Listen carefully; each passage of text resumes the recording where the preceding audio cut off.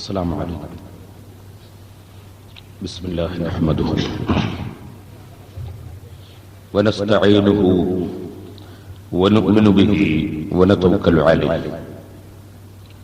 ونعوذ بالله من شرور أنفسنا ومن سيئات أعمالنا من يهده الله فلا مضل له ومن يضلل فلا هادي له نشهد أن لا إله إلا الله وحده لا شريك له ونشهد أن محمدا عبده ورسوله أرسله بالهدى ودين الحق ليظهره على الدين كله ولو كره المشركون.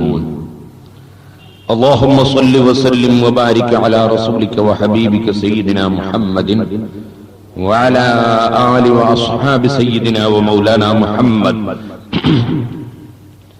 وعلى جميع الأنبياء والمرسلين وآلهم وصحبهم وملائكتك الكرام أجمعين. أعوذ بالله من الشيطان الرجيم. بسم الله الرحمن الرحيم. وقل رب زدني علما. صدق الله العلي العظيم.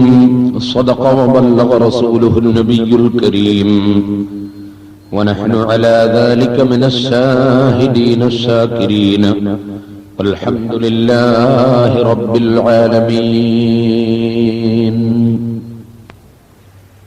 وتعلما علما يصحح طاعة وعقيدة ومصفي القلب اسطلاء.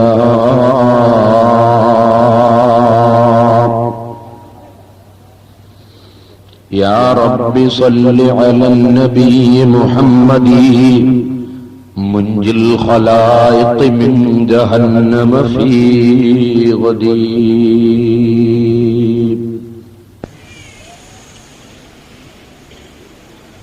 വന്യരായ പണ്ഡിതന്മാരെ, മാന്യ സഹോദരി സഹോദരന്മാരെ, സുഹൃത്തുക്കൾ, ഞാൻ എന്റെ പ്രിയപ്പെട്ട സഹോദരന്മാരോടും സഹോദരിമാരോടും ഓർമ്മപ്പെടുത്തട്ടെ, ഈ ഭൂമിലോകത്ത് ആരോഗ്യമുള്ളവൻ ജീവിച്ചുകൊണ്ടിരിക്കുമ്പോൾ അവൻ രോഗത്തെ പ്രതീക്ഷിച്ചുകൊണ്ടാണ് ജീവിക്കുന്നത്. ആരോഗ്യമുള്ള ഏത് മനുഷ്യനും രോഗത്തെയും പ്രതീക്ഷിച്ചാണ് ജീവിക്കുന്നത്. നമ്മുടെ കൂട്ടത്തിൽ തന്നെ നിങ്ങൾ നോക്കൂ, വളരെ ആരോഗ്യത്തോടുകൂടെ ജീവിച്ച കുറെ ചെറുപ്പക്കാർ ഉണ്ടായിരുന്നു. അവർക്ക് ഇപ്പൊ വയസ്സന്മാരായിപ്പോയി. വയസ്സായി നോക്കുമ്പോ നേരത്തെ തിന്നുന്നത് പോലെ ഇപ്പോൾ അവർക്ക് തിന്നാൻ കഴിയുന്നില്ല, നേരത്തെ കുടിച്ചതുപോലെ കുടിക്കാൻ കഴിയുന്നില്ല, നേരത്തെ ഉറങ്ങിയതുപോലെ ഉറങ്ങാൻ കഴിയുന്നില്ല, നേരത്തെ ഇരുന്നതുപോലെ ഇരിക്കാൻ കഴിയുന്നില്ല, നേരത്തെ നടന്നതുപോലെ ഇപ്പോൾ നടക്കാൻ കഴിയുന്നില്ല, നേരത്തെ ഓടിയതുപോലെ ഓടാൻ കഴിയുന്നില്ല, നേരത്തെ ചെയ്തിരുന്ന പലതും ഇപ്പോൾ അവർക്ക് കഴിയുന്നില്ല. അവർ പറയുന്നു, നേരത്തെയുള്ള ആരോഗ്യമൊക്കെ നശിച്ചുപോയി മോനെ, വയസ്സായില്ലേ എന്ന് പറയുന്നത് നമ്മൾ കേൾക്കാറുണ്ട്. അപ്പോൾ നമ്മൾ മനസ്സിലാക്കുന്നത് എന്താണ്? നമ്മളും ദിവസേന കഴിഞ്ഞുകൊണ്ടിരിക്കുമ്പോൾ പോകുന്നത് വയസ്സിലേക്കാണ്. അപ്പൊ നമുക്കും വരാൻ പോകുന്നത് അത് തന്നെ. പ്രതീക്ഷിക്കുന്നത് നമ്മളും അനാരോഗ്യത്തെയാണ്, ഇവിടെ ആരോഗ്യത്തെയല്ല. ആരോഗ്യമുള്ളവൻ പ്രതീക്ഷിക്കുന്നത് അനാരോഗ്യത്തെയാണ്, ജീവിച്ചിരിക്കുന്നവൻ പ്രതീക്ഷിക്കുന്നത് മരണത്തെയാണ്. നല്ല ഒന്നാം നമ്പർ ഒരു വീട് നിർമ്മിച്ച് താമസിക്കുന്നവൻ ആ വീട്ടിൽ താമസിക്കുമ്പോൾ തന്നെ അവൻ ഉറപ്പിച്ചു പോയി, ഞാൻ ഈ വീട്ടിൽ വെച്ച് ഒരു ദിവസം ഇറങ്ങാൻ പോവുകയാണ്, ഇപ്പോൾ ഞാൻ അങ്ങോട്ട് കയറുകയാണ്, നാളെ ഞാൻ ഇവിടുന്ന് ഇറങ്ങാൻ പോവുകയാണ്. കാരണം ഈ വീട്ടിൽ മുമ്പ് താമസിച്ചവർ ഇറങ്ങിപ്പോയിട്ടുണ്ട്. ഇതുപോലെ ഇതിനേക്കാൾ കേമമായി അപ്പുറത്ത് വീട് നിർമ്മിച്ചവൻ അവിടെ ഇറങ്ങിപ്പോയിട്ടുണ്ട്. അവൻ അവിടെ തന്നെ കാലകാലം താമസിച്ചിട്ടില്ല. ഇതേ അനുഭവം എനിക്കുമുണ്ട്. ഈ ഇറങ്ങുന്നവൻ, ഞാൻ ഈ വീട്ടിലേക്ക് കയറുന്നവൻ ഈ വീട്ടിൽ വെച്ച് ഇറങ്ങിപ്പോകുന്നവനാണ്. ഇവിടെ ആരോഗ്യമുള്ളവൻ അനാരോഗ്യം പ്രതീക്ഷിച്ച് ജീവിക്കുന്ന ലോകം, വീട്ടിൽ താമസിക്കുന്നവൻ വീട് വിട്ട് ഇറങ്ങുമെന്ന് പ്രതീക്ഷിച്ചുകൊണ്ടിരിക്കുന്ന ലോകം, ജീവിച്ചിരിക്കുന്നവൻ മരണപ്പെട്ടു പോകുമെന്ന് പ്രതീക്ഷിച്ചുകൊണ്ടിരിക്കുന്ന ലോകം, ലഭിച്ചുകൊണ്ടിരിക്കുന്ന എല്ലാ സുഖങ്ങളും നശിച്ചു പോകുമെന്ന് ചിന്തിക്കുന്ന ലോകം, ഒരു മനുഷ്യനും സമാധാനമില്ല. ഇന്ന് അന്തസ്സോടെ ഭക്ഷണം കഴിച്ച് എനിക്ക് നാളെ ഭക്ഷണം കഴിക്കാൻ കഴിയുമോ ഇല്ലേ എനിക്കറിയില്ല. ഇന്ന് സ്റ്റേജിൽ പങ്കെടുത്ത എനിക്ക് നാളെ സ്റ്റേജിൽ പങ്കെടുക്കാൻ കഴിയുമോ, അല്ലെങ്കിൽ ഞാൻ ഒറ്റക്ക് ഖബറിൽ കിടക്കുമോ എനിക്കറിയില്ല. ഇന്ന് എന്റെ വീട്ടിൽ കിടന്ന് ഉറങ്ങുമോ ഇല്ലേ എനിക്കറിയില്ല, നിങ്ങൾക്ക് അറിയില്ല. ഈ ലോകത്ത് സമാധാനത്തിന്റെ ഒരു അവകാശവും കാണുന്നില്ല. കറുത്ത രോമങ്ങൾ മാത്രമായിരുന്നു തലയിലുണ്ടായിരുന്നത്, ഇപ്പോൾ കുറെ വെളുത്തുപോയി. എന്റെ സ്വന്തം തലയിലെ രോമമാണ് വെളുത്തത്, പക്ഷേ ഞാൻ അറിയാതെയാണ് സംഭവം നടന്നത്. സാധുവായ എന്റെ വയറ്റിൽ നിന്ന് വേദനയാകുന്നു. ഈ വേദന എന്നോട് ചോദിച്ചിട്ടല്ല തുടങ്ങുന്നത്. അതേ, ഓരോ മനുഷ്യന്റെയും ശരീരത്തിൽ മനുഷ്യൻ എത്ര അന്തസ്സോടെ ജീവിക്കുന്നവനാണെങ്കിലും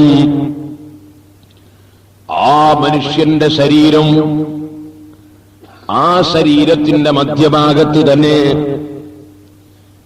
മലമൂത്രവും മലവും മൂത്രവും രണ്ടും ഒന്നായി, അഥവാ മനുഷ്യന്റെ ശരീരത്തിൽ മലവും മൂത്രവും സ്റ്റോർ ചെയ്ത് വെച്ചിരിക്കുകയാണ്.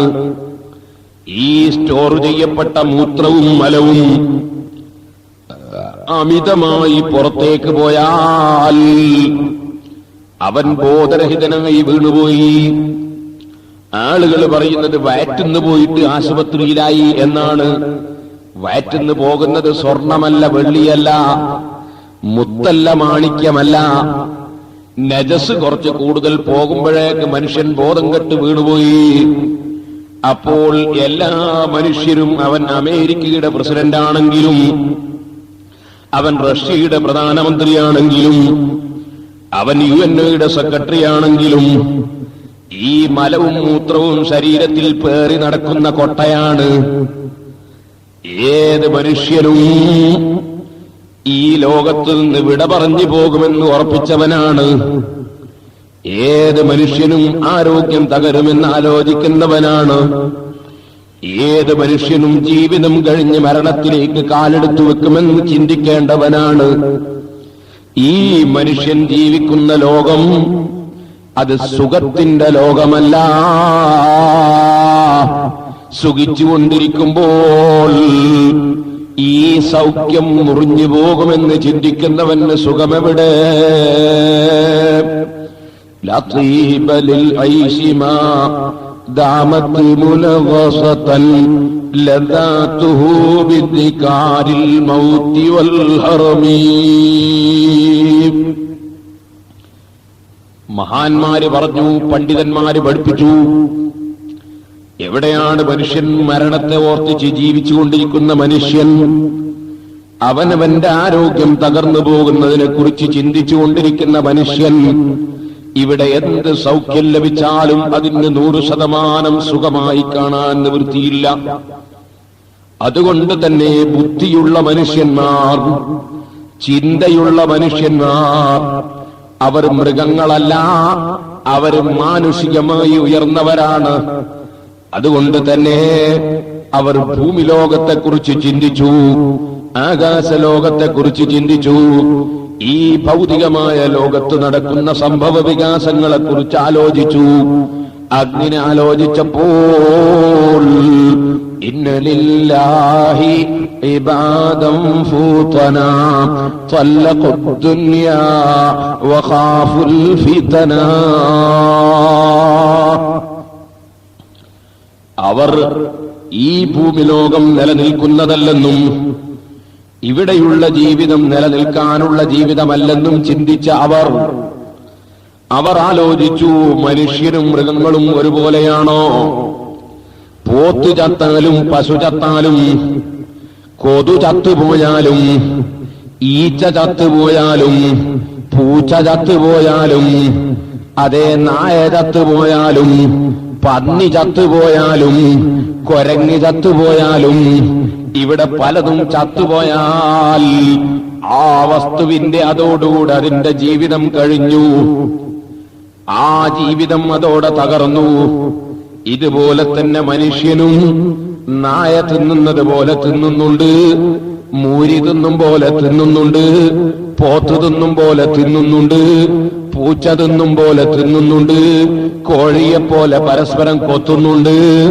അതേ ഭൂമിലോകത്ത് ജീവിക്കുന്ന മനുഷ്യൻ മൃഗങ്ങൾ ചെയ്യുന്ന പ്രവർത്തനങ്ങളൊക്കെ ചെയ്യുന്നുണ്ട്. ഈ എരുമ മൂത്രമൊഴിക്കും പോലെ മനുഷ്യനും മൂത്രമൊഴിക്കുന്നുണ്ട്. ആന അത് വിസർജിക്കുന്നത് പോലെ മനുഷ്യനും വിസർജിക്കുന്നുണ്ട്. ഇവിടെ വിസർജനത്തിൽ ഇവിടെ പോത്തും മനുഷ്യനും തുല്യമാണ്, ഇവിടെ തീറ്റിയിൽ മൂരിയും മനുഷ്യനും തുല്യമാണ്. ഇവിടെ മൂരികൾ അതേ അതിന്റെ പെൺവിഭാഗത്തെ കിട്ടിയാൽ പശുവിന്റെ പുറത്ത് ഓടിക്കയറിയിട്ട് വികാരശമനം നടത്തുന്നുണ്ട്. അതുപോലെ പൂവൻ കോഴിയും പെടക്കോഴിന്റെ പിന്നാലെ ഓടുന്നുണ്ട്. ഇതുപോലെ പുരുഷൻ സ്ത്രീയെ വികാരശമനത്തിന് ഉപയോഗിക്കുന്നുണ്ട്, സ്ത്രീ വികാരശമനത്തിന് പുരുഷന് കീഴ്പ്പെടുന്നുണ്ട്. എങ്കിൽ സഹോദരന്മാരെ, ഈ മൃഗങ്ങളെപ്പോലെ തന്നെ ഇവിടെ തിന്നുക, ഭുജിക്കുക, ഭോഗിക്കുക, ജീവിക്കുക, അവസാനമങ്ങ് ചത്തുപോവുക എന്നതാണ് മനുഷ്യന്റെ ജീവിതത്തിന്റെ ഈ ലക്ഷ്യമെങ്കിൽ, ഓ മനുഷ്യ, നീയും പോത്തും തമ്മിലുള്ള വ്യത്യാസമെന്ത്? നീയും കുതിരയും തമ്മിലുള്ള വ്യത്യാസമെന്ത്? നീയും നായയും തമ്മിലുള്ള വ്യത്യാസമെന്ത്? നീയും പന്നിയും തമ്മിലുള്ള വ്യത്യാസമെന്ത്? നീയും കുരങ്ങും തമ്മിലുള്ള വ്യത്യാസമെന്ത്? അതും ഇവിടെ തിന്നുന്നുണ്ട്, അതും ഭുജിക്കുന്നുണ്ട്, ഭോഗിക്കുന്നുണ്ട്, ജീവിക്കുന്നുണ്ട്, ചത്തുപോകുന്നുണ്ട്. ഇത് തന്നെയാണോ നിന്റെയും അവസ്ഥ? ബുദ്ധിയുള്ള ഒരു മനുഷ്യനും അത് പറയുമെന്നെനിക്ക് തോന്നുന്നില്ല. കാരണം ഈ ഭൂമിലോകത്ത് ചിന്തിക്കുമ്പോൾ ഇവിടെയുള്ള സർവ്വചരാചരങ്ങളും, ഇവിടെയുള്ള സർവ്വ ജന്തുക്കളും, സർവ്വ പറവകളും, എല്ലാ ഇഴജന്തുക്കളും, എല്ലാ സസ്യലതാദികളും, എല്ലാ സൃഷ്ടികളും മനുഷ്യന്റെ ഗുണത്തിന് വേണ്ടി സൃഷ്ടിക്കപ്പെട്ടതാണെന്ന് മനുഷ്യൻ ചിന്തിക്കുമ്പോഴറിയാം. അതുകൊണ്ട് തന്നെ പശുവിനെ വളർത്തുന്ന മനുഷ്യരുണ്ട്, സിംഹത്തെ വളർത്തുന്നവരുണ്ട്, ആനയെ വളർത്തുന്നവരുണ്ട്. ഇവിടെ പുലിയെയും നരിയെയും മനുഷ്യൻ കീഴ്പ്പെടുത്തിയിട്ടുണ്ട്. ഒരു സ്ഥലത്തും പുലി മനുഷ്യനെ കീഴ്പ്പെടുത്തിയില്ല, നരി മനുഷ്യനെ പോറ്റുന്നില്ല, ആന മനുഷ്യനെ പോറ്റുന്നില്ല. എല്ലാ മൃഗങ്ങളും മനുഷ്യന്റെ കീഴിലായി ജീവിക്കുന്നു. ഇവിടെ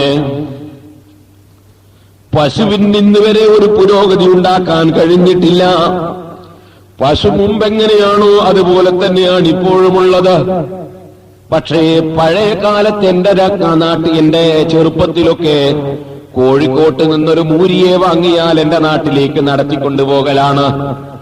ഇപ്പോൾ ഒരു മൂരിയെ വാങ്ങിയാൽ അതൊരു പിക്കപ്പിൽ ഇട്ടിട്ട് അതാ ഓടിച്ചു കൊണ്ടുപോകലാണ്. പക്ഷേ ഓടിക്കുന്നവൻ മൂരിയല്ല, ഈ പിക്കപ്പ് ഉണ്ടാക്കിയവൻ മൂരിയല്ല.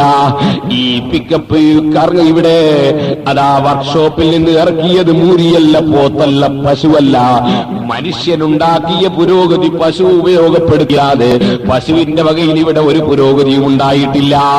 ഇവിടെ പോത്തിന്റെ വകയിൽ ഇവിടെ ഒരു പുരോഗതിയും ഉണ്ടായിട്ടില്ല. ആടുകളുടെ വകയിൽ ഇവിടെ ഒരു പുരോഗതിയും ഉണ്ടായിട്ടില്ല. എന്തുകൊണ്ട്? ആ സാധനങ്ങൾക്ക് നേരത്തെ സൃഷ്ടിക്കപ്പെട്ടത് മനുഷ്യന് വേണ്ടി, ആ ലക്ഷ്യ സാക്ഷാത്കാരത്തിന് മനുഷ്യൻ ഉപയോഗപ്പെടുത്തുക എന്നതല്ലാതെ സ്വന്തമായി വളർത്തിക്കൊണ്ടുവരൽ ഇല്ല, സ്വന്തമായി ചിന്തിക്കൽ ഇല്ല, സ്വന്തമായി ആലോചിക്കൽ ഇല്ല, സ്വന്തമായി പ്രവർത്തിക്കൽ ഇല്ല. പശു പ്രസവിച്ചു നോക്കുമ്പോൾ അതിന്റെ അകടിൽ ഒരു 10 ലിറ്റർ പാലുണ്ട്, പക്ഷേ സ്വന്തം കുട്ടിക്ക് കൊടുക്കുന്നില്ല. അതിനെ പോറ്റുന്ന മനുഷ്യൻ സ്വന്തം കുട്ടി കുടിച്ചുകൊണ്ടിരിക്കുമ്പോൾ പിടിച്ചു മാറ്റുകയാണ്. എന്നിട്ട് അയാൾ കറന്നെടുത്ത് ഹോട്ടലിൽ കൊണ്ടുപോയി വിറ്റ് കാശ് വാങ്ങുകയാണ്. ഇവിടെ പശുക്കൾക്ക് അസോസിയേഷൻ ഇല്ലാത്തതുകൊണ്ട്, പശുക്കുട്ടികൾക്ക് സ്റ്റുഡൻസ് ഫെഡറേഷൻ ഇല്ലാത്തതുകൊണ്ട്, മൂരികൾക്ക് കമ്മിറ്റി ഇല്ലാത്തതുകൊണ്ട്, സ്വന്തം അമ്മയുടെ പാല് കറന്ന് മറ്റൊരാൾ എടുക്കുമ്പോൾ അതിനെതിരെ ഇൻകിലാബ് വിളിക്കാൻ വകുപ്പില്ല, കൊടി പിടിക്കുന്നില്ല എന്നാണോ നിങ്ങൾ മനസ്സിലാക്കിയത്? അല്ല. ഈ പശുവിന്റെ പാല് പശുവിന് വേണ്ടിയുള്ളതല്ല. ഒരൽപ്പം അതിന്റെ നിലനിൽപ്പിനുള്ളത് കഴിച്ച് ബാക്കി മനുഷ്യന് വേണ്ടി പടക്കപ്പെട്ടതാ. അതുകൊണ്ട് തന്നെയാണ് പശുവിന്റെ മുലയിൽ ഒരു 10 ലിറ്റർ കൊടുത്തത്. നേരെ മറിച്ച് നിങ്ങൾ ചിന്തിക്കൂ, നിങ്ങളെ ഭാര്യയുടെ മുലയിൽ നിന്ന് നിങ്ങളെ കുട്ടി മുല കുടിച്ചുകൊണ്ടിരിക്കുമ്പോ വേറെ ഒരാൾ കഴുത്തിനൊരു കയറും വിട്ടിട്ട് നിങ്ങളെ കുട്ടിയെ പിടിച്ച് മാറ്റിക്കെട്ടി അവളുടെ മുല കറക്കാൻ വന്നാൽ നിങ്ങൾ കൈ നീട്ടുന്നതിന് മുമ്പ് തന്നെ കൊടുത്തില്ലേ തല്ല്? ഇവിടെ നിങ്ങൾ ചിന്തിക്കുക, എന്തുകൊണ്ട് നിങ്ങളുടെ ഭാര്യയുടെ മുലയിൽ 10 ലിറ്റർ പണ്ട് തന്നെ കൊടുത്തിട്ടില്ല? അത് കുട്ടിക്ക് കുടിക്കാനുള്ളതാണ്, ഹോട്ടലിൽ കൊടുക്കാനുള്ളതല്ല. പശുവിന്റെ മുലയിൽ കൊടുത്തത് ഹോട്ടലിലേക്കുള്ള പാലാണ്. ഈ കുട്ടിക്ക് കുടിക്കാനുള്ളത് മാത്രമല്ല, പശുവിനെ സൃഷ്ടിക്കപ്പെട്ടത് മനുഷ്യന് വേണ്ടിയാണ്. ഇവിടെയുള്ള എല്ലാ ജീവജാലങ്ങളെയും സൃഷ്ടിക്കപ്പെട്ടത് മനുഷ്യന് വേണ്ടിയാണ്. ഖലഖലകും മാ ഫിൽ അർളി ജമീഅൻ വൽ അൻആമ ഖലഖഹാ ലക്കും. ഇങ്ങനെ തുടങ്ങി എത്രയോ ആയത്തുകളിൽ അല്ലാഹു ഇക്കാര്യം അടിക്കടി നമ്മെ പഠിപ്പിച്ചിട്ടുണ്ട്. എല്ലാ ജീവജാലങ്ങളെയും സൃഷ്ടിച്ചത് മനുഷ്യന് വേണ്ടി. ഈ ജീവജാലങ്ങൾക്ക് ജീവിക്കാനുള്ള ഓക്സിജനും ഭക്ഷണവും സൗകര്യങ്ങളും ഈ ഭൂമിലോകത്ത് അല്ലാഹു വെച്ചുകൊടുത്തു. പോരാ, മനുഷ്യന് വേണ്ടി ചില വിവരങ്ങളും അവർക്ക് അല്ലാഹു നൽകി. പറയാൻ ഇവിടെ സമയം ഇല്ല. കോഴിക്കോട്ടൊരു വലിയ കവർച്ച നടന്നു, ഒരു വലിയ കൊല നടന്നു. ആ കൊലക്കേസ് തെളിയിക്കാൻ വേണ്ടി DIG വന്നു. അദ്ദേഹം വന്ന് കാറിൽ നിന്ന് ഇറങ്ങുമ്പോ അദ്ദേഹത്തിന്റെ മുന്നിൽ ഇമാമായിട്ട് വേറെ ഒരാൾ ഇറങ്ങി. ആര്? ഒരു പോലീസ് നായ. ഈ നായ മൂപ്പര് ഇറങ്ങി ആ കവർച്ച നടന്ന അല്ലെങ്കിൽ കൊല നടന്ന സ്ഥലത്തേക്ക് നായ പോയി. നായ അവിടുന്ന് തിരിച്ചു ഓടി തൊട്ടടുത്ത ഒരു കുളത്തിന്റെ സമീപത്ത് പോയി. കുളത്തിന്റെ 4 ഭാഗത്തും നായ അങ്ങനെ ഓടി. അപ്പോ DIG പറഞ്ഞു, കുളത്തിൽ മുങ്ങി നോക്കണം. മുങ്ങി നോക്കിയപ്പോ നീളമുള്ള കത്തി, ചങ്ങല, അങ്ങനെ തുടങ്ങി പല സാധനങ്ങളും കിട്ടി. ഇപ്പൊ നിങ്ങൾ നോക്ക്, DIG-യേക്കാൾ വിവരമുണ്ട് നമ്മുടെ നായ. നമ്മളെക്കാളും വിവരമുണ്ട് എന്ന് മനസ്സിലാക്കിയിട്ടാണ് നമ്മൾ DIG-നെ വിളിച്ചത്. അപ്പൊ DIG നായനെയാണ് സഹായത്തിന് വിളിച്ചത്. എന്തെല്ലാം സൃഷ്ടികള്, ഏതെല്ലാം വിധത്തിലാണ് ലോകത്തിന്റെ സൃഷ്ടാവ് സൃഷ്ടിച്ചിട്ടുള്ളത്. അതിനെ സംബന്ധിച്ച് ആർക്കാണ് ചിന്തിച്ച് ഒരു സ്ഥാനത്തെത്തിക്കാൻ കഴിയുക? അല്ലാഹു സുബ്ഹാനഹു വ തആല അവന്റെ അജായിബ്, അവന്റെ മഖ്ലൂഖാത്ത്, അവന്റെ സൃഷ്ടികളിലുള്ള അത്ഭുതങ്ങൾ ആർക്കാണ് ചിന്തിച്ചൊരു സ്ഥാനത്ത് എത്താൻ കഴിയുക? സുബ്ഹാനല്ലാഹ്. ചെറിയ ഒരു വീട് അല്ലെങ്കിൽ ചെറിയ ഒരു സ്ഥലം, അതിന്റെ കഴുക്കോലും ചെതലി പിടിച്ചു പോകുന്നുണ്ടോ എന്ന് ശ്രദ്ധിക്കണം. എന്താ കാരണം? ലോകത്ത് അല്ലാഹു ഒരു സൃഷ്ടിയെ സൃഷ്ടിച്ചിരിക്കുന്നു. മൂപ്പർക്ക് ഭക്ഷണം കൊടുത്തത് മരം തിന്ന് ജീവിക്കണം എന്നാണ്. നിങ്ങൾ ആലോചിച്ച് നോക്ക്, നിങ്ങൾക്ക് ഞാനൊരു കഴുക്കോലിൽ നിന്ന് പറിച്ചെടുത്തു തരാം. പോണ്ട, കഴുക്കോലുണ്ട പട്ടിക പറിച്ചു തരാം. നിങ്ങൾ കടിച്ചു കുടിച്ചതോ? ഒരു പട്ടിക കടിച്ചു കുടിച്ച് കഷ്ടാക്കി പോവോ? കഴിയില്ല. നിങ്ങളെ പല്ല് നിങ്ങളറിയോ? നിങ്ങളെ ഒരു പല്ല് ഒരു ത്രാസിലും ഒരു 500 ചെതലെറുമ്പിന് അപ്പുറത്തെ ത്രാസിലിട്ടാൽ ഒരു പല്ലിനാ തൂക്കം കൂടുതൽ. ഇത്ര ശക്തിയുള്ള പല്ല് നിങ്ങൾക്കുണ്ട്, പക്ഷേ നിങ്ങൾക്ക് മരം തിന്നാൻ കഴിയില്ല. അതേ സമയത്ത് വായിൽ കുളി ഫിറ്റ് ചെയ്തിട്ടില്ല, വായിൽ മെഴുവില്ല, വായിൽ കോടാലിയില്ല, വായിൽ കത്തിയില്ല, വായിൽ ബ്ലേഡില്ല. പോകട്ടെ, ഒരു ബ്ലേഡിന്റെ തൂക്കവും ഇല്ല. മറിച്ച് വളരെ ചെറിയ ഈ ചെതലെറുമ്പ് വലിയ വലിയ മരങ്ങൾ തിന്ന് തീർത്തു കളയുന്നു. എങ്ങനെയാണ് അത് തിന്നുന്നത്? എവിടെയാണ് അതിന്റെ ഉള്ളി ഫിറ്റ് ചെയ്തത്? എവിടെയാണ് ഈ മരം മുറിക്കുന്ന വസ്തു ഉള്ളത്? എങ്ങനെയാണ് ദഹിക്കുന്നത് എന്ന് മനസ്സിലാക്കാൻ വേണ്ടി നിങ്ങൾ ഒരു ചെതലെറുമ്പിനെ എടുത്ത് ഒന്ന് പരിശോധിക്കാന്ന് മനസ്സിലാക്കി കൈ പിടിച്ചാൽ അത് ചത്തുപോയി. ഈ ദുർബലനായ ജീവിയെ കൊണ്ട് വലിയ വലിയ മരങ്ങൾ തിന്നു തീർക്കുന്നത് നിങ്ങൾ കണ്ടിട്ടില്ലേ? എന്തെല്ലാമാണ് ഇവിടെ അത്ഭുതങ്ങൾ അല്ലാഹു വെച്ചിട്ടുള്ളത്. ഞാൻ അതിലേക്ക് നിങ്ങളെ ശ്രദ്ധ ക്ഷണിച്ച് ഞാൻ സമയം പോക്കുന്നില്ല. പറഞ്ഞു വന്നത് അർഹമുർ റഹീമീനായ റബ്ബിന്റെ ഭൂമിയിൽ അത്ഭുതകരമായ സൃഷ്ടികളെ പലതും അല്ലാഹു സൃഷ്ടിച്ചിട്ടുണ്ടെങ്കിലും എല്ലാ സൃഷ്ടികളെയും സൃഷ്ടിച്ചത് മനുഷ്യന് വേണ്ടിയാണ്. ആ മനുഷ്യന് ജീവിക്കാൻ ഭൂമി ലോകം അല്ലാഹു പാകപ്പെടുത്തി കൊടുത്തു. വൽ അർള വദഅഹാ ലിൽ അനാം, ഭൂമിയെ മനുഷ്യന് വേണ്ടി അല്ലാഹു വെച്ചു കൊടുത്തു എന്ന് ഖുർആനിൽ പറയുന്നു. ഇവിടെ ഭൂമി സുന്നികൾക്ക് വേണ്ടി വെച്ചു എന്ന് അല്ലാഹു പറഞ്ഞിട്ടില്ല. ഭൂമി വെച്ചിട്ടുള്ളത് സുന്നികൾക്ക് വേണ്ടിയാണ് എന്ന് അല്ലാഹു പറഞ്ഞില്ല. മുസ്ലിമീങ്ങൾക്ക് വേണ്ടിയാണ് എന്ന് പറഞ്ഞില്ല. ഹിന്ദുക്കൾക്ക് വേണ്ടിയാണ് എന്ന് പറഞ്ഞില്ല. ക്രിസ്ത്യാനികൾക്ക് വേണ്ടിയാണ് എന്ന് പറഞ്ഞില്ല. അല്ലാഹു പറഞ്ഞു ലിൽ അനാം, മനുഷ്യന്മാർക്ക് വേണ്ടി ഭൂമിയെ അല്ലാഹു വെച്ചു. എന്താണ് ഇത് അറിയിക്കുന്നത്? ഈ ഭൂമിയിൽ സുന്നി ഉണ്ടാകും, ഈ ഭൂമിയിൽ മുജാഹിദ് ഉണ്ടാകും, ഈ ഭൂമിയിൽ ജമാഅത്ത് ഇസ്ലാമി ഉണ്ടാകും, ഈ ഭൂമിയിൽ ഷിയാക്കൾ ഉണ്ടാകും, ഈ ഭൂമിയിൽ റാഫിദിയാക്കൾ ഉണ്ടാകും, ഈ ഭൂമിയിൽ ഹിന്ദുക്കൾ ഉണ്ടാകും, ഈ ഭൂമിയിൽ ക്രിസ്ത്യാനികൾ ഉണ്ടാകും, ഈ ഭൂമിയിൽ ഖാദിയാനികൾ ഉണ്ടാകും, ഈ ഭൂമിയിൽ തബ്ലീഗ് ജമാഅത്ത് ഉണ്ടാകും, ഈ ഭൂമിയിൽ മനുഷ്യന്മാരായ പല കക്ഷികളും ഉണ്ടാകും. ഇവിടെ എല്ലാവർക്കും വേണ്ടി വെച്ചതാണ് ഭൂമി ലോകം. അതൊരു വിഭാഗത്തിന് വേണ്ടി മാത്രമല്ല വെച്ചതല്ല. ഇവിടെ എല്ലാവർക്കും ജീവിക്കാൻ അല്ലാഹു സൗകര്യം ചെയ്യുന്നു. വൽ അർള വദഅഹാ ലിൽ അനാം, അതുകൊണ്ട് തന്നെ ഈ ഭൂമിയിൽ ആരും ഭീകരവാദിയാകേണ്ടതില്ല. ഈ ഭൂമിയിൽ ആരും മറ്റൊരാളുടെ തലയെടുക്കാൻ വേണ്ടി വാളെടുക്കേണ്ടതില്ല. ഈ ഭൂമിയിൽ ആരും പരസ്പരം കൊല്ലാൻ വേണ്ടി ബോംബ് നിർമ്മിക്കേണ്ടതില്ല. നിർമ്മിച്ചെങ്കിലല്ലേ വെച്ച സ്ഥലത്ത് നിന്ന് പൊട്ടുന്ന സംഭവം ഉണ്ടാവുകയുള്ളൂ. അതുകൊണ്ട് നിർമ്മിക്കേണ്ടതില്ല. ഈ ഭൂമി ലോകത്ത് ആരും തന്നെ പീരങ്കി പൊട്ടിക്കേണ്ട ആവശ്യമില്ല. ഇവിടെ മനുഷ്യന് വേണ്ടി അല്ലാഹു വെച്ചു കൊടുത്തിട്ടുള്ള സ്ഥലമാണ് ഭൂമി. എല്ലാ മനുഷ്യർക്കും ഭൂമിയിൽ ജീവിക്കണം. പിന്നെയോ ലോകത്തുള്ള എല്ലാ ജനങ്ങളെയും നിങ്ങൾ ഒരു പാർട്ടിയാക്കളും ഒരു സമുദായമാക്കളും എന്ന് നിങ്ങൾ ചിന്തിച്ചാൽ നിങ്ങൾക്കത് സാധ്യവും അല്ല. ഇപ്പൊ സുന്നിയോട് വിചാരിക്കുക എല്ലാവരും സുന്നിയായി കിട്ടണം എന്ന് ആഗ്രഹിച്ചോളൂ, പക്ഷെ സംഗതി നടക്കൂല. മുസ്ലിമീങ്ങൾ വിചാരിക്കുക എല്ലാവരും മുസ്ലിമീങ്ങളാണ്, നിങ്ങൾ ആഗ്രഹിക്കാതല്ല സംഗതി നടക്കില്ല.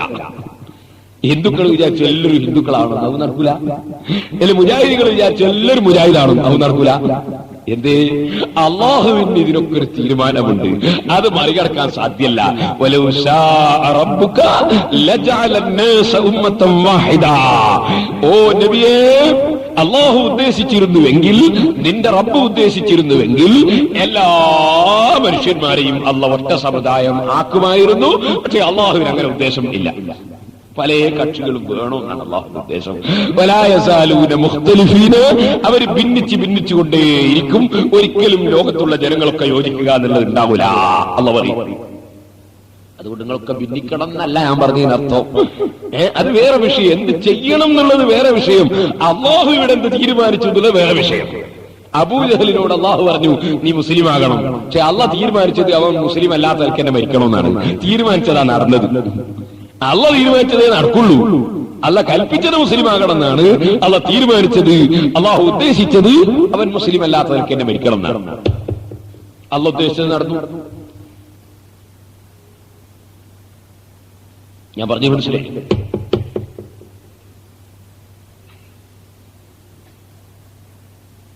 ഒരു ബാപ്പ മകന് അനുസരണമില്ല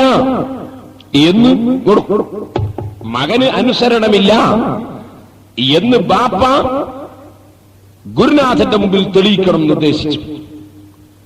അപ്പൊ ബാപ്പ ഗുരുനാഥന്റെ മുമ്പിൽ മകനെ വിളിച്ചിട്ട് പറഞ്ഞു, മകനെ ഇങ്ങോട്ട് വാ, ഈ കസേര എടുത്ത് അപ്പുറത്ത് റൂമിൽ കൊണ്ടുപോയി വെക്കണം എന്ന് കൽപ്പിച്ചു. ബാപ്പ മകനോട് കൽപ്പിക്കണം, ഈ കസേര എടുത്ത് അപ്പുറത്ത് റൂമിൽ വെക്കണം. ഗുരുനാഥന് തെളിയിച്ചു കൊടുക്കാനാ എന്ത്, എന്റെ മകനെ അനുസരണമില്ല, നിങ്ങൾ നന്നാക്കി എടുക്കണം. അപ്പൊ ഈ കുട്ടിന്റെ ചോദ്യം ബാപ്പനോട്, ഈ കസേര അവിടെ വെച്ചാ പിന്നെ ഉസ്താദ് എവിടെയായിരിക്കുക? ബാപ്പ പറഞ്ഞു മോൻ പോയിക്കോ.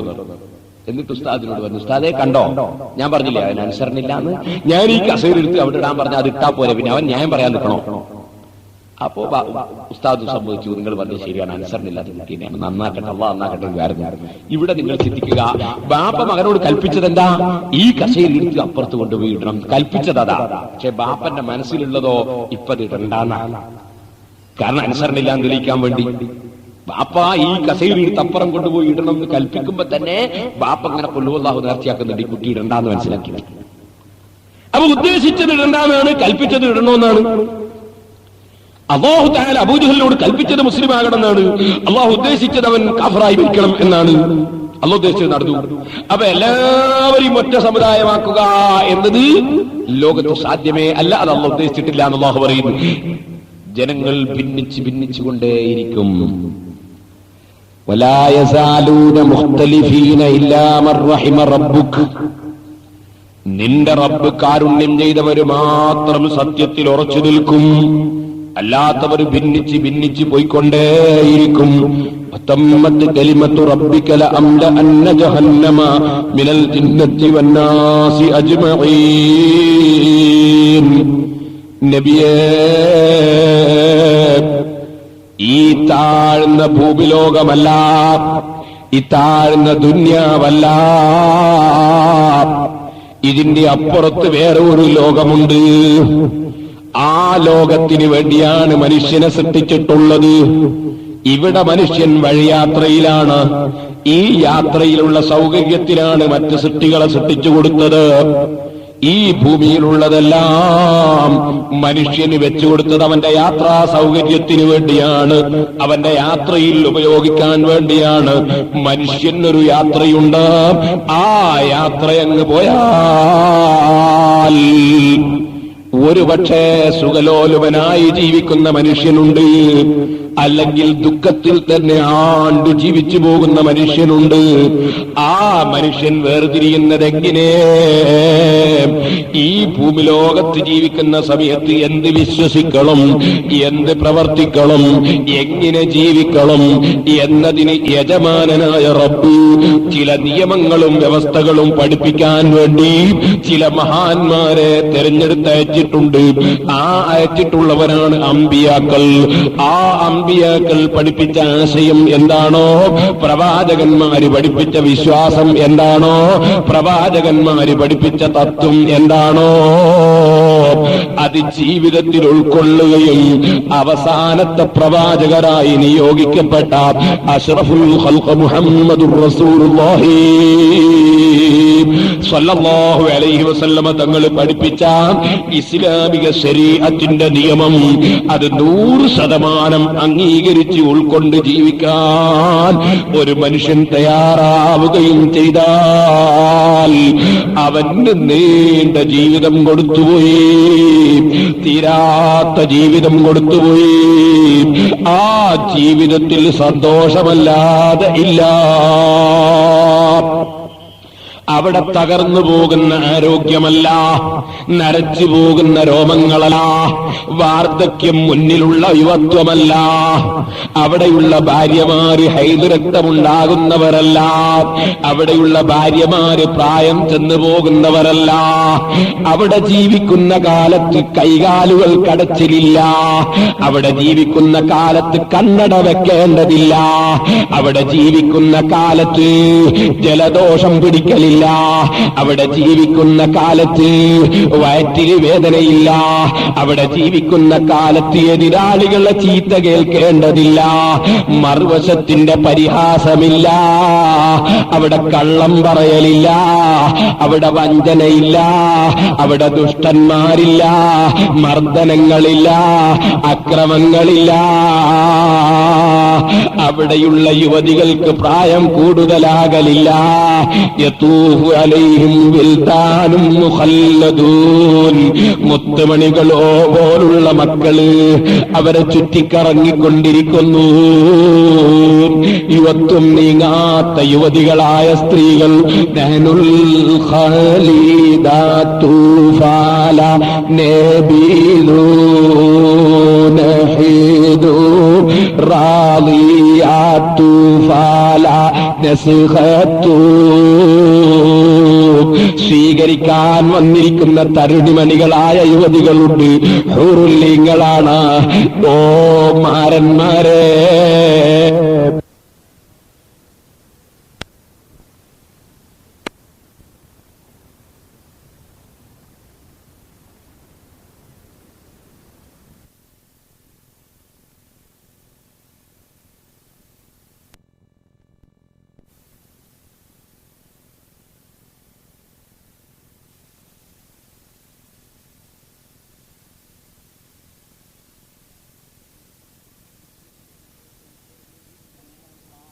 ഞങ്ങൾ പ്രായം കൂടുതലാകുന്ന സ്ത്രീകളല്ല, നിങ്ങളുമായി പിണങ്ങുന്ന പെണ്ണുങ്ങന്മാരല്ല, നിങ്ങളൊരിക്കലും ഞങ്ങളെ കൊണ്ട് ദുഃഖിക്കുന്നവരല്ല. കാലകാലം നമുക്ക് സൗഖ്യമായ ജീവിതം തന്നെ പറഞ്ഞ് സ്വീകരിക്കാൻ വരുന്ന ഹൂറുല്ലീങ്ങളുണ്ട്. ആ ഹൂറുല്ലീങ്ങളെ ലജ്ജിപ്പിക്കുന്ന വിധം, നാണിപ്പിക്കുന്ന വിധം വല്ലാത്ത ഭംഗിയോടെ ഈമാനും തഖ്വയുമായി ജീവിച്ച ഈ ദുനിയാവിലെ ഭാര്യമാര് ഭർത്താക്കന്മാരെ കാത്തിരിക്കുന്നുണ്ട്. അവിടെ ഈമാനും തഖ്വയുമുള്ള മക്കള് കൂടെയുണ്ട്. താമസിക്കുന്ന മാളികകളിൽ നിന്നൊരു ദിവസവും ഇറങ്ങിപ്പോകേണ്ടതില്ല. അവിടെയുള്ള പഴങ്ങൾ കേടുവന്നു പോകലില്ല. അവിടെയുള്ള ഭക്ഷണങ്ങൾക്ക് നേരത്തെ ഓർഡർ ചെയ്യേണ്ടതില്ല. അവിടെയുള്ള പുഴകളിലെ വെള്ളം വറ്റിപ്പോകലില്ല. അവിടെയുള്ള തോട്ടങ്ങളിലുള്ള ഇലകൾ കൊഴിഞ്ഞു പോകലില്ല. കാലകാലം സന്തോഷത്തോടെ ജീവിക്കുന്നൊരു ലോകം, സ്വർഗലോകമുണ്ട്. ഓ മുസ്ലിമീങ്ങളെ, സുന്നി മുജാഹിദ് ജമാഅത്ത് തുടങ്ങിയതൊക്കെ അവിടെ തൽക്കാലം നിർത്തിവെച്ചുകൊണ്ട് ഞാൻ നിങ്ങളോട് ചോദിക്കട്ടെ, സ്വർഗത്തിൽ നിങ്ങൾ വിശ്വസിച്ചിട്ടുണ്ടോ? എങ്കിൽ സ്വർഗത്തിനു വേണ്ടി അധ്വാനിക്കേണ്ടതില്ലേ? സ്വർഗത്തിനു വേണ്ടി ചിന്തിക്കേണ്ടതില്ലേ? എന്റെ ബാപ്പ മരിച്ചുപോയി, മരിച്ചുപോയ ബാപ്പയ്ക്കിനി ചിന്തിക്കാൻ കഴിയുമോ? എന്റെ ഉസ്താദുമാരിൽ പലരും മരണപ്പെട്ടുപോയി. നേരത്തെ അവർ ചിന്തിച്ചതല്ലാതെ അവർക്ക് ഗുണമായി ലഭിക്കുമോ? അവര് വളർത്തിയ ശിഷ്യന്മാർ, അവര് വളർത്തിയ മക്കൾ, അവർ വളർത്തിയ മുഅ്മിനീങ്ങൾ ചെയ്തതല്ലാതെ, അവരുടെ പ്രവർത്തനങ്ങളുമായി ബന്ധമില്ലാതെ അവർക്ക് ഉപകാരങ്ങളുണ്ടോ? ഇനി മറ്റാരെങ്കിലും ചെയ്തത് അവർക്ക് ലഭിക്കുന്നുണ്ടെങ്കിൽ തന്നെ അവർ ഈമാനോടെ മരിച്ചതിന്റെ പേരിലല്ലേ? അതുകൊണ്ട് അവരുടെ ഈമാനിന്റെ വകയിൽ തന്നെയല്ലേ മറ്റുള്ളവരുടേത് അവർക്ക് കിട്ടുന്നത്. അതേ സമയത്ത് നിങ്ങൾ ആലോചിക്കൂ, മരിച്ചതിന്റെ ശേഷം എനിക്ക് വേറെ ചില ഗുരുനാഥന്മാരുണ്ട്. അവര് ദർസിൽ ഓതിത്തന്ന ഗുരുനാഥന്മാരല്ല, മദ്രസയിൽ പഠിപ്പിച്ച ഗുരുനാഥന്മാരല്ല. 5, 6, 30 3, 24 7, 3, 21 എന്നെ മനപ്പാടമാക്കിച്ച ചില ഗുരുനാഥന്മാര് മരണപ്പെട്ടുപോയി. ഷഹാദത്ത് കലിമ ചൊല്ലിയവരല്ല, നിസ്കരിച്ചവരല്ല, നോമ്പെടുത്തവരല്ല. എന്റെ ഗുരുനാഥനായതുകൊണ്ട് ഞാനിപ്പോൾ 3:24 പറഞ്ഞതുകൊണ്ട് അവർക്ക് ഉപകാരമുണ്ടോ? ഈമാനില്ലാതെ അവർക്ക് ഉപകാരമുണ്ടോ? ഓരോ മനുഷ്യനും സ്വർഗമുണ്ടെന്ന് ചിന്തിച്ച മനുഷ്യ, സ്വർഗമുണ്ടെന്ന് ആലോചിച്ച മനുഷ്യ, ആ സ്വർഗത്തിന് വേണ്ടി നിനക്ക് സുബ്ഹി നിസ്കാരം ഖളാകാതെ നിസ്കരിച്ചുകൂടെ? നിനക്ക് സുന്നത്ത് നിസ്കാരം വർദ്ധിപ്പിച്ചുകൂടെ? നിനക്കൊരു 10 സ്വലാത്ത് റസൂലുള്ളാഹി സ്വല്ലല്ലാഹു അലൈഹി വസല്ലമ തങ്ങളുടെ പേരിൽ ചൊല്ലിക്കൂടെ? നിനക്കൊരൽപ്പം ഖുർആൻ നിന്റെ മരിച്ചുപോയ ബാപ്പയുടെ പേരിൽ ഓതിക്കൂടെ? നിനക്കൊരൽപ്പം ദിക്ർ ചൊല്ലിക്കൂടെ? ഗീബത്തും നമീമത്തും ഫിത്നയും ഫസാദും പറഞ്ഞ് നേരം പോക്കുന്നതിന് പകരം, ആലിമീങ്ങളെ ഗ്രൂപ്പ് തിരിച്ച് ചീത്ത പറയുന്നതിന് പകരം സുന്നത്ത് ജമാഅത്തിൽ വിശ്വസിക്കുന്നവരൊക്കെ യോജിക്കാൻ വേണ്ടി പ്രാർത്ഥിച്ചുകൂടെ? നിനക്ക് അല്ലാഹുവിന്റെ ദീനിന് വേണ്ടി ഖിദ്മത്ത് ചെയ്യാൻ ഒരുങ്ങിക്കൂടെ? കള്ളിന്റെ പിന്നാലെ പോകാതെ എനിക്ക് ഹൗദുൽ കൗസർ കുടിക്കണമെന്ന ചിന്ത വളർത്തിക്കൂടെ? കഞ്ചാവിന്റെ പിന്നാലെ പോകാതെ അല്ലാഹു അനുവദിച്ചത് മാത്രം കുടിച്ചുകൂടെ, തിന്നുകൂടെ, വലിച്ചുകൂടെ? ചോദിക്കട്ടെ, സ്വർഗലോകമുണ്ടെന്ന് നിങ്ങളെ കൽബിൽ ഉറപ്പിച്ചോ? എങ്കിൽ സുബഹിക്ക് കിടന്നുറങ്ങലെങ്ങിനെ? ളുഹ്ർക്ക് കാരം ബോർഡ് ചൊട്ടി നേരം പോക്കലെങ്ങിനെ? ഇശാഅ് നിസ്കരിക്കാതെ കിടന്നുറങ്ങലെങ്ങിനെ? ആ സ്വർഗത്തിൽ മുസല്ലീകൾ നിസ്കാരക്കാരല്ലേ? അവിടെയുള്ളത് കള്ളു കുടിക്കാത്തവരല്ലേ? വ്യഭിചരിക്കാത്തവരല്ലേ? അവിടെ മുത്തഖീകളല്ലേ? വസാരിഉ ഇലാ മഗ്ഫിറത്തിൻ മിർ റബ്ബിക്കും വജന്നത്തിൻ അർളുഹാ അസ്സമാവാതു വൽ അർളു ഉഇദ്ദത്ത് ലിൽ മുത്തഖീൻ. സ്വർഗം തയ്യാർ ചെയ്യപ്പെട്ടത് അല്ലാഹുവിനെ സൂക്ഷിച്ച് ജീവിക്കുന്ന മുത്തഖീങ്ങൾക്കാണ് നബിയേ. അല്ലാഹു ഖുർആനിൽ പറഞ്ഞതല്ലേ? എന്റെ സഹോദരന്മാരെ, ആ സ്വർഗം ആഗ്രഹിച്ച് പ്രവർത്തിക്കണം, ആ സ്വർഗം ആഗ്രഹിച്ച് ചിന്തിക്കണം, ആ സ്വർഗം ആഗ്രഹിച്ച് നിസ്കരിക്കണം, ആ സ്വർഗം ആഗ്രഹിച്ച് ഉറക്കമൊഴിയണം, ആ സ്വർഗം ആഗ്രഹിച്ച് വാളിന്റെ സദസ്സിൽ പങ്കെടുക്കണം, ആ സ്വർഗം ആഗ്രഹിച്ച് വാള് പറയണം, ആ സ്വർഗം ആഗ്രഹിച്ച് വാളിന്റെ സ്റ്റേജ് കെട്ടണം, ആ സ്വർഗം ആഗ്രഹിച്ച് മദ്രസയുണ്ടാക്കണം. ആ സ്വർഗത്തിന്റെ ഉദ്ഘാടന ചടങ്ങിൽ അല്ലാഹുവിന്റെ റസൂല് വന്ന് അന അവ്വലു മൻ യുഹർരികു ഹൽഖൽ ജന്ന, സ്വർഗത്തിന്റെ വട്ടക്കണ്ണി ആദ്യമായി പിടിച്ചു കുലുക്കി.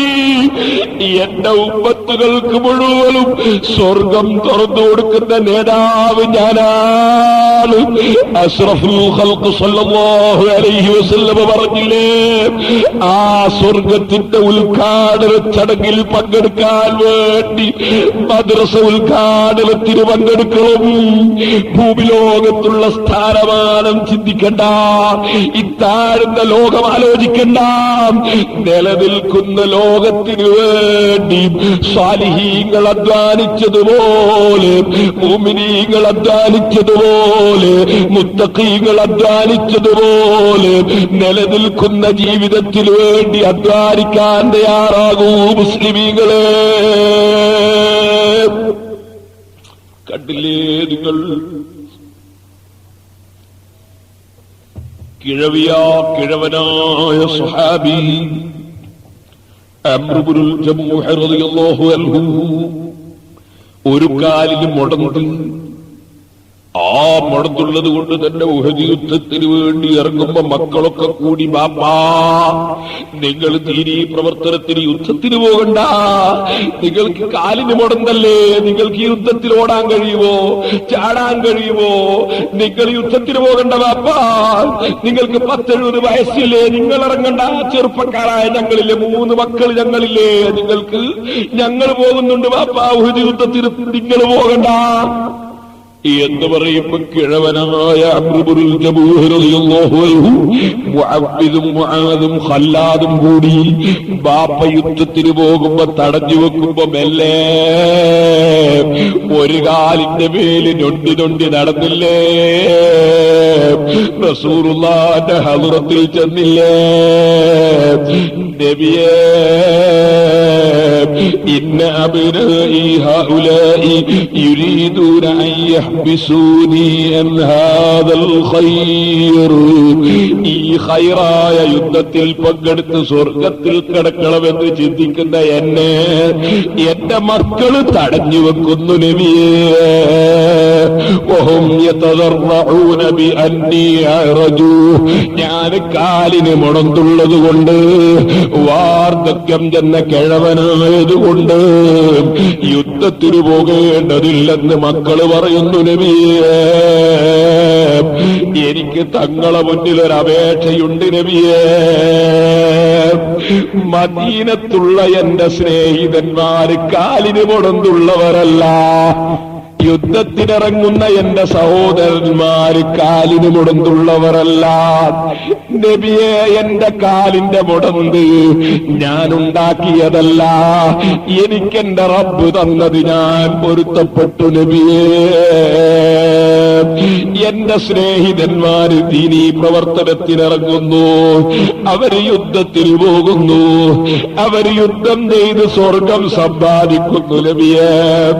ഈ അംറുബുൽ ജമുആകുന്ന ഞാൻ എന്റെ കാലിന് മുടന്തല്ലേ എന്ന് മനസ്സിലാക്കി യുദ്ധത്തിന് പോകാതെ എന്റെ വീട്ടിൽ വിശ്രമിച്ചാൽ നബിയേ, അവരൊക്കെ ആരോഗ്യമുള്ള കാലോടുകൂടെ സ്വർഗത്തിൽ കാലെടുത്തു വെക്കുമ്പോൾ, ദീനീ പ്രവർത്തനം നടത്തിയ വകയിൽ കാലെടുത്തു വെക്കുമ്പോൾ, ഈ പാവപ്പെട്ട ഞാൻ മുടന്തുള്ള കാലുള്ളവനായി പോയതുകൊണ്ട് അവര് സ്വർഗത്തിൽ കടക്കുന്നത് നോക്കി ഇങ്ങനെ നിൽക്കുകയോ നബിയേ. വല്ലാഹി ഇന്നീ ലഅർജൂ അൻ അത്അബിഉ ഉർജതി ഹാദിഹി അൽ ജന്ന. നബിയേ, അവരെല്ലാവരും ആരോഗ്യമുള്ള കാലുകൊണ്ട് സ്വർഗത്ത് കടക്കുമ്പോ ഇസാനുവായ അംറുബുൽ ജമൂഹിൽ കാലിന് മുടന്തുള്ളെങ്കിലും ആ മുടന്തുള്ള കാലുകൊണ്ട് ഒന്നാ സ്വർഗത്തിൽ ചവിട്ടണം നബിയേ. അതുകൊണ്ട് കാലിന് പുറത്തുള്ളത് തങ്ങൾ കാരണം പറയരുത്. എനിക്ക് ദീനീ പ്രവർത്തനത്തിന് സമ്മതം തരണം നബിയേ, യുദ്ധത്തിന് സമ്മതം തരണം നബിയേ, എന്റെ മക്കളെ തങ്ങൾ ഉപദേശിക്കണം നബിയേ.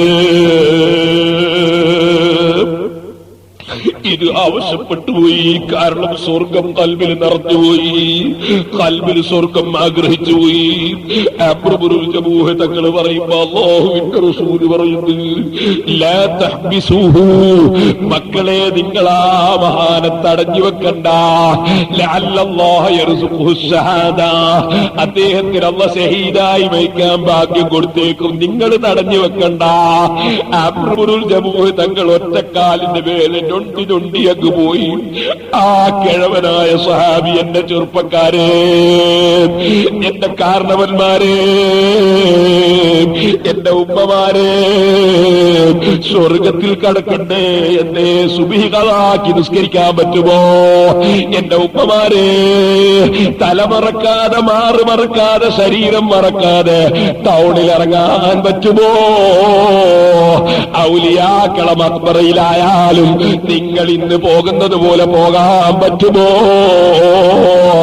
എന്റെ ഉമ്മമാരെ, സഹോദരന്മാരെ, സ്വർഗത്തിൽ കടക്കാൻ ആഗ്രഹിച്ച ബഹുമാനപ്പെട്ട അംറുബുൽ ജമൂഹ് റളിയല്ലാഹു അൻഹു ഒരു കാലിന്റെ മേലെ ഞൊണ്ടി പോയി ഉഹദ് യുദ്ധം നടക്കുമ്പോ ഘോരമായ പോരാട്ടത്തിൽ ആ മുടന്തുള്ള കാലോടുകൂടെ കുനിഞ്ഞിങ്ങനെ ചാടിക്കൊണ്ടിരിക്കുന്നു. ശത്രുക്കൾ അംറുബുൽ ജമൂഹിലേക്ക് ഇരമ്പി വരുമ്പോൾ അവിടുന്ന് ഇങ്ങനെ ഉറക്കെ വിളിച്ചു പറയുന്നു, ഇന്നീല മുസ്താഖുന്നിലൽ ജന്ന, ഇന്നീല മുസ്താഖുന്നിലൽ ജന്ന, ഇന്നീല മുസ്താഖുന്നിലൽ ജന്ന.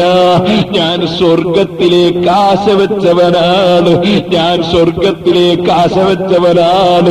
ശത്രുക്കളെ, നിങ്ങളെ വാള് കണ്ടിട്ട് ഞാൻ ഭയപ്പെടുന്ന പ്രശ്നമില്ല, പിന്നോട്ടില്ല. എന്റെ മുടന്ത് നിങ്ങൾ നോക്കണ്ട, എന്റെ പ്രായം നിങ്ങൾ ചിന്തിക്കണ്ട. ഞാൻ സ്വർഗത്തിലേക്ക് ആശ വെച്ചവനാണ്, സ്വർഗത്തിൽ ചവിട്ടാതെ അംറുബുൽ ജമൂഹ് പിന്നോട്ടില്ല. ചാടി യുദ്ധം ചെയ്യുന്നതിനിടയിൽ ഒരു വാള് വന്ന് പെട്ട് രണ്ട് കഷ്ണമായി ഷഹീദായി മരിച്ചു വീണുപോയി.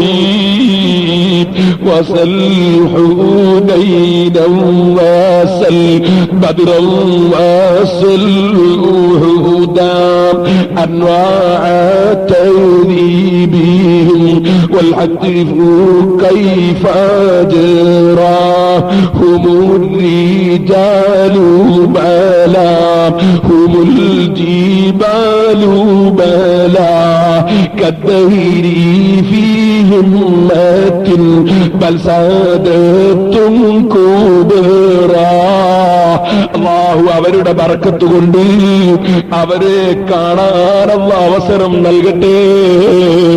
അവിടുത്തെ പുറത്തുള്ള കാലൊക്കെ സ്വർഗത്ത് കിടക്കുമ്പോ നന്നായി പോയി ചെറുപ്പക്കാരാ. സ്വർഗത്ത് കിടക്കുന്നവർക്ക് പുറത്തില്ല, സ്വർഗത്ത് കിടക്കുന്നവർക്ക് വാർദ്ധക്യമില്ല. 33 പ്രായം വാർദ്ധക്യമില്ല.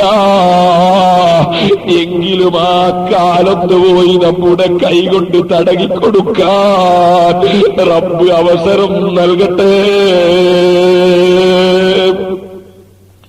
ഞാൻ ചോദിക്കട്ടെ, എന്റെ സഹോദരന്മാരെ, ചെറുപ്പക്കാരെ, കാരണവന്മാരെ, നമ്മൾ ഈ ഭൂമിലോകത്ത് കുറെ തർക്കങ്ങളും വിതർക്കങ്ങളും നടത്തി. അങ്ങ് മരിച്ചുപോയാൽ മതിയോ സ്വർഗത്തിൽ കടക്കണ്ടേ? ആ സ്വർഗത്തിൽ കടക്കാൻ നിങ്ങൾ തഖ്വയോടെ ജീവിക്കുക. തഖ്വയോടെ ജീവിക്കണമെങ്കിൽ എങ്ങനെ തഖ്വ ചെയ്യണമെന്ന് പഠിക്കണ്ടേ? തഖ്വ ചെയ്യണമെങ്കിൽ അതെങ്ങനെ ചെയ്യണമെന്ന് പഠിക്കണ്ടേ? അതിലേറ്റവും പ്രധാനപ്പെട്ട വിഷയം നിസ്കാരമല്ലേ? നിസ്കാരം ശരിയാകണമെങ്കിൽ എങ്ങനെ നിസ്കരിക്കണമെന്ന് പഠിക്കണ്ടേ? അത് പഠിക്കണമെങ്കിൽ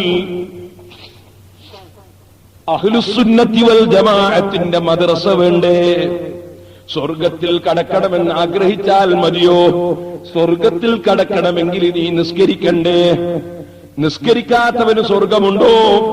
മാസലക്കും ഫീ സഖർ, സഖറാകുന്ന നരകത്തിൽ നിങ്ങൾ എന്തുകൊണ്ട് കടന്നുവെന്ന് നരകവാസികളോട് ചോദിക്കുമ്പോ അവരുടെ ഒന്നാമത്തെ മറുപടി ഖാലു ലം നകു മിനൽ മുസല്ലീൻ, ഞങ്ങൾ നിസ്കരിച്ചില്ല എന്നല്ല മറുപടി. നിസ്കരിക്കുന്നവരുടെ കൂട്ടത്തിൽ പെട്ടില്ല. നിസ്കരിക്കുന്നവരുടെ കൂട്ടത്തിൽ പെട്ടില്ല എന്ന് പറഞ്ഞാലോ, നിസ്കരിക്കുന്ന ഒരു കൂട്ടമുണ്ട് ഇവിടെ. ആ കൂട്ടം ബഹുമാനപ്പെട്ട സഹാബത്ത് നിസ്കരിച്ച കൂട്ടമാണ്, താബീങ്ങൾ നിസ്കരിച്ച കൂട്ടമാണ്, അങ്ങനെ ഇന്നേ വരെയുള്ള മുസ്ലിമീങ്ങൾ നിസ്കരിച്ചു വന്ന കൂട്ടമാണ്. ആ കൂട്ടത്തിൽ പെടാതെ നീ എന്തോ ഒരു കുനിയലും നീരലും നടത്തിയാൽ അത് നിസ്കരിച്ചവരുടെ കൂട്ടത്തിൽ ഉൾപ്പെടലല്ല, നരകത്തിൽ കടന്നുപോയി, സഖറാകുന്ന നരകത്തിൽ കടന്നുപോയി. അല്ലാഹു കാക്കട്ടെ. ഞാനിത് പറയുന്നത് സ്വർഗത്തിൽ കടക്കണമെന്ന് ആഗ്രഹിക്കുന്ന മുഅ്മിനീങ്ങൾ, നരകം ഭയപ്പെടുന്ന മുസ്ലിമുകൾ, അവരെ മക്കളെ സ്വർഗാവകാശികളാക്കണം, നരകത്തിൽ നിന്ന് മോചിപ്പിക്കണം, ഇസ്ലാമിക ശരീഅത്തിന്റെ നിയമങ്ങൾ പഠിപ്പിക്കണം, ഖുർആൻ ഓതാൻ പഠിപ്പിക്കണം, സ്വലാത്ത് ചൊല്ലാൻ പഠിപ്പിക്കണം. അത് വേണോ? നിങ്ങൾ സുന്നത്ത് ജമാഅത്തിന്റെ അറബിയിൽ പഠിപ്പിക്കുന്ന, അറബി മലയാളം പഠിപ്പിക്കുന്ന നമ്മുടെ മദ്രസയിൽ തന്നെ ചേർത്ത് പഠിപ്പിക്കണം. സഹോദരന്മാരെ, നിങ്ങൾ നോക്കൂ, ഇനി ഓരോന്നോരോന്ന് പറഞ്ഞാൽ തീരുക. മുജാഹിദിന്റെ മദ്രസയിൽ പറയുന്നു, ഒതുമുറിയിൽ തന്നെ വാക്യം കൂടി വായിച്ചു. ഒതുമുറിയിൽ മാത്രം ഒന്ന് തുടങ്ങി അതൊന്ന് തീർത്തേക്കാം. പഴയ പുസ്തകത്തിൽ പറയുന്നത് എന്ന് പറഞ്ഞാൽ 982 വരെ മുജാഹിദിന്റെ മദ്രസ പുസ്തകത്തിൽ പറയുന്നു. ഒതുമുറിയുന്ന കാര്യങ്ങളിൽ രണ്ടാമത്തത് 2, ഉറക്കം മുതലായവ കൊണ്ട് വകതിരിവ് നീങ്ങിപ്പോകൽ. ഉറക്കം മുതലായവ കൊണ്ട് വകതിരിവ് നീങ്ങിപ്പോകൽ എന്നാണ് പഴയ പുസ്തകത്തിൽ ഉള്ളത്. പുതിയ പുസ്തകത്തിൽ ഉള്ളത് സ്വബോധമില്ലാത്ത നിലയിൽ ഉറങ്ങുന്നതും വുളു മുറിയാൻ കാരണമാകുന്നതാണ്. വ്യത്യാസത്തിൽ രണ്ടും തമ്മിൽ നിങ്ങൾ മനസ്സിലാക്കിയോ? ആദ്യം പറഞ്ഞത് ഉറക്കം മുതലായവ കൊണ്ട് വകതിരിവ് നീങ്ങിപ്പോകല്ല. അപ്പൊ ഉറങ്ങിപ്പോയെന്ന് കാണുന്നില്ല. പിന്നെ ബോധക്കേട് വരികയോ ഭ്രാന്ത് ഉണ്ടാവുകയോ ഒക്കെ ചെയ്താൽ ഒന്നു പറയും, ഉറങ്ങണമെന്നില്ല. ഇപ്പോഴത്തെ പുസ്തകത്തിലോ അത് മാറി. ഇപ്പോഴത്തെ പുസ്തകത്തിൽ എങ്ങനെ സ്വബോധമില്ലാത്ത നിലയിൽ ഉറങ്ങുന്നതും ഒതുമുറിയാൻ കാരണമാകുന്നു. അപ്പൊ ഒരാൾക്ക് ഭ്രാന്തായാൽ ഒതുമുറിയില്ലേ? അത് പോയി. ബോധക്ഷയുണ്ടായ ഒതുമുറിയില്ലേ? അതും പോയി. ഉറക്കിന് മാത്രമാക്കി മാറ്റി. ഒതുമുറിയിൽ ഉറക്കോട്ട് മാത്രം. ഇനിയും കേട്ടോളൂ. 82 വരെ പഠിപ്പിച്ച മദ്രസാ പുസ്തകത്തില് പിന്നെ പറയുന്നത് 3 ഫർജിനെ തൊടൽ. ഫർജ് തൊട്ടാ ഒതുമുറിയും എന്ന് പറഞ്ഞു. ലിംഗം, യോനി, കുതം ഇവ ഫർജിൽ ഉൾപ്പെടുന്നു കൂടി അതിൽ തന്നെ ഉണ്ട്.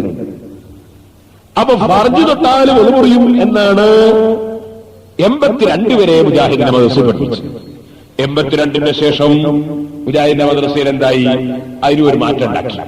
എന്താ മാറ്റം? കേട്ടോളൂ.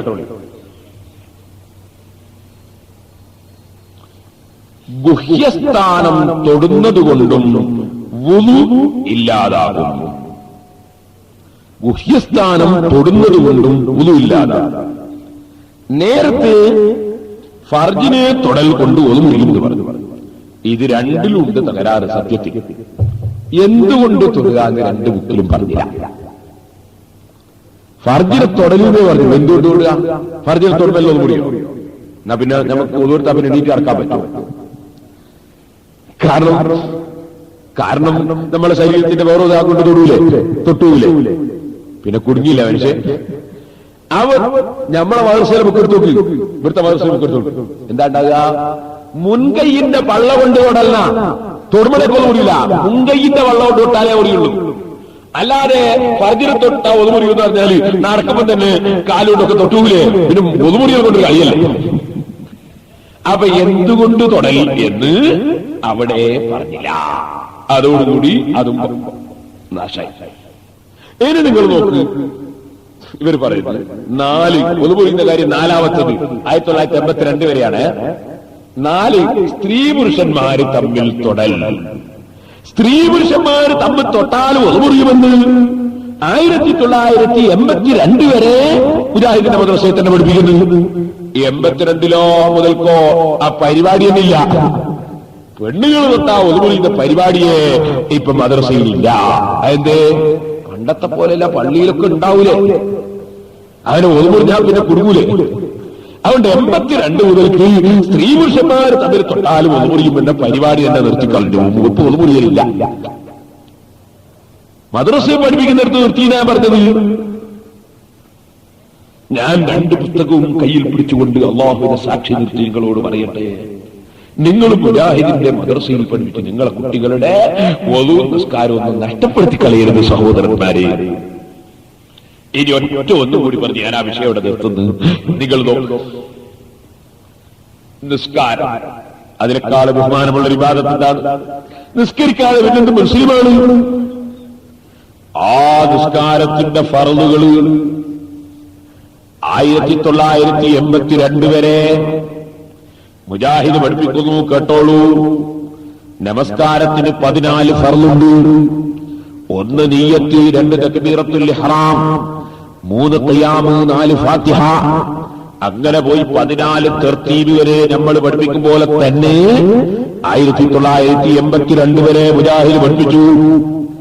ആ പഠിപ്പിച്ച മുജാഹിദിന്റെ മദ്രസാ പുസ്തകം 82 മാറ്റി അങ്ങനെ പുതിയ പുസ്തകം തുടങ്ങി. അതാണ് ഇത് മലയാളത്തിലുള്ള ബുക്ക്.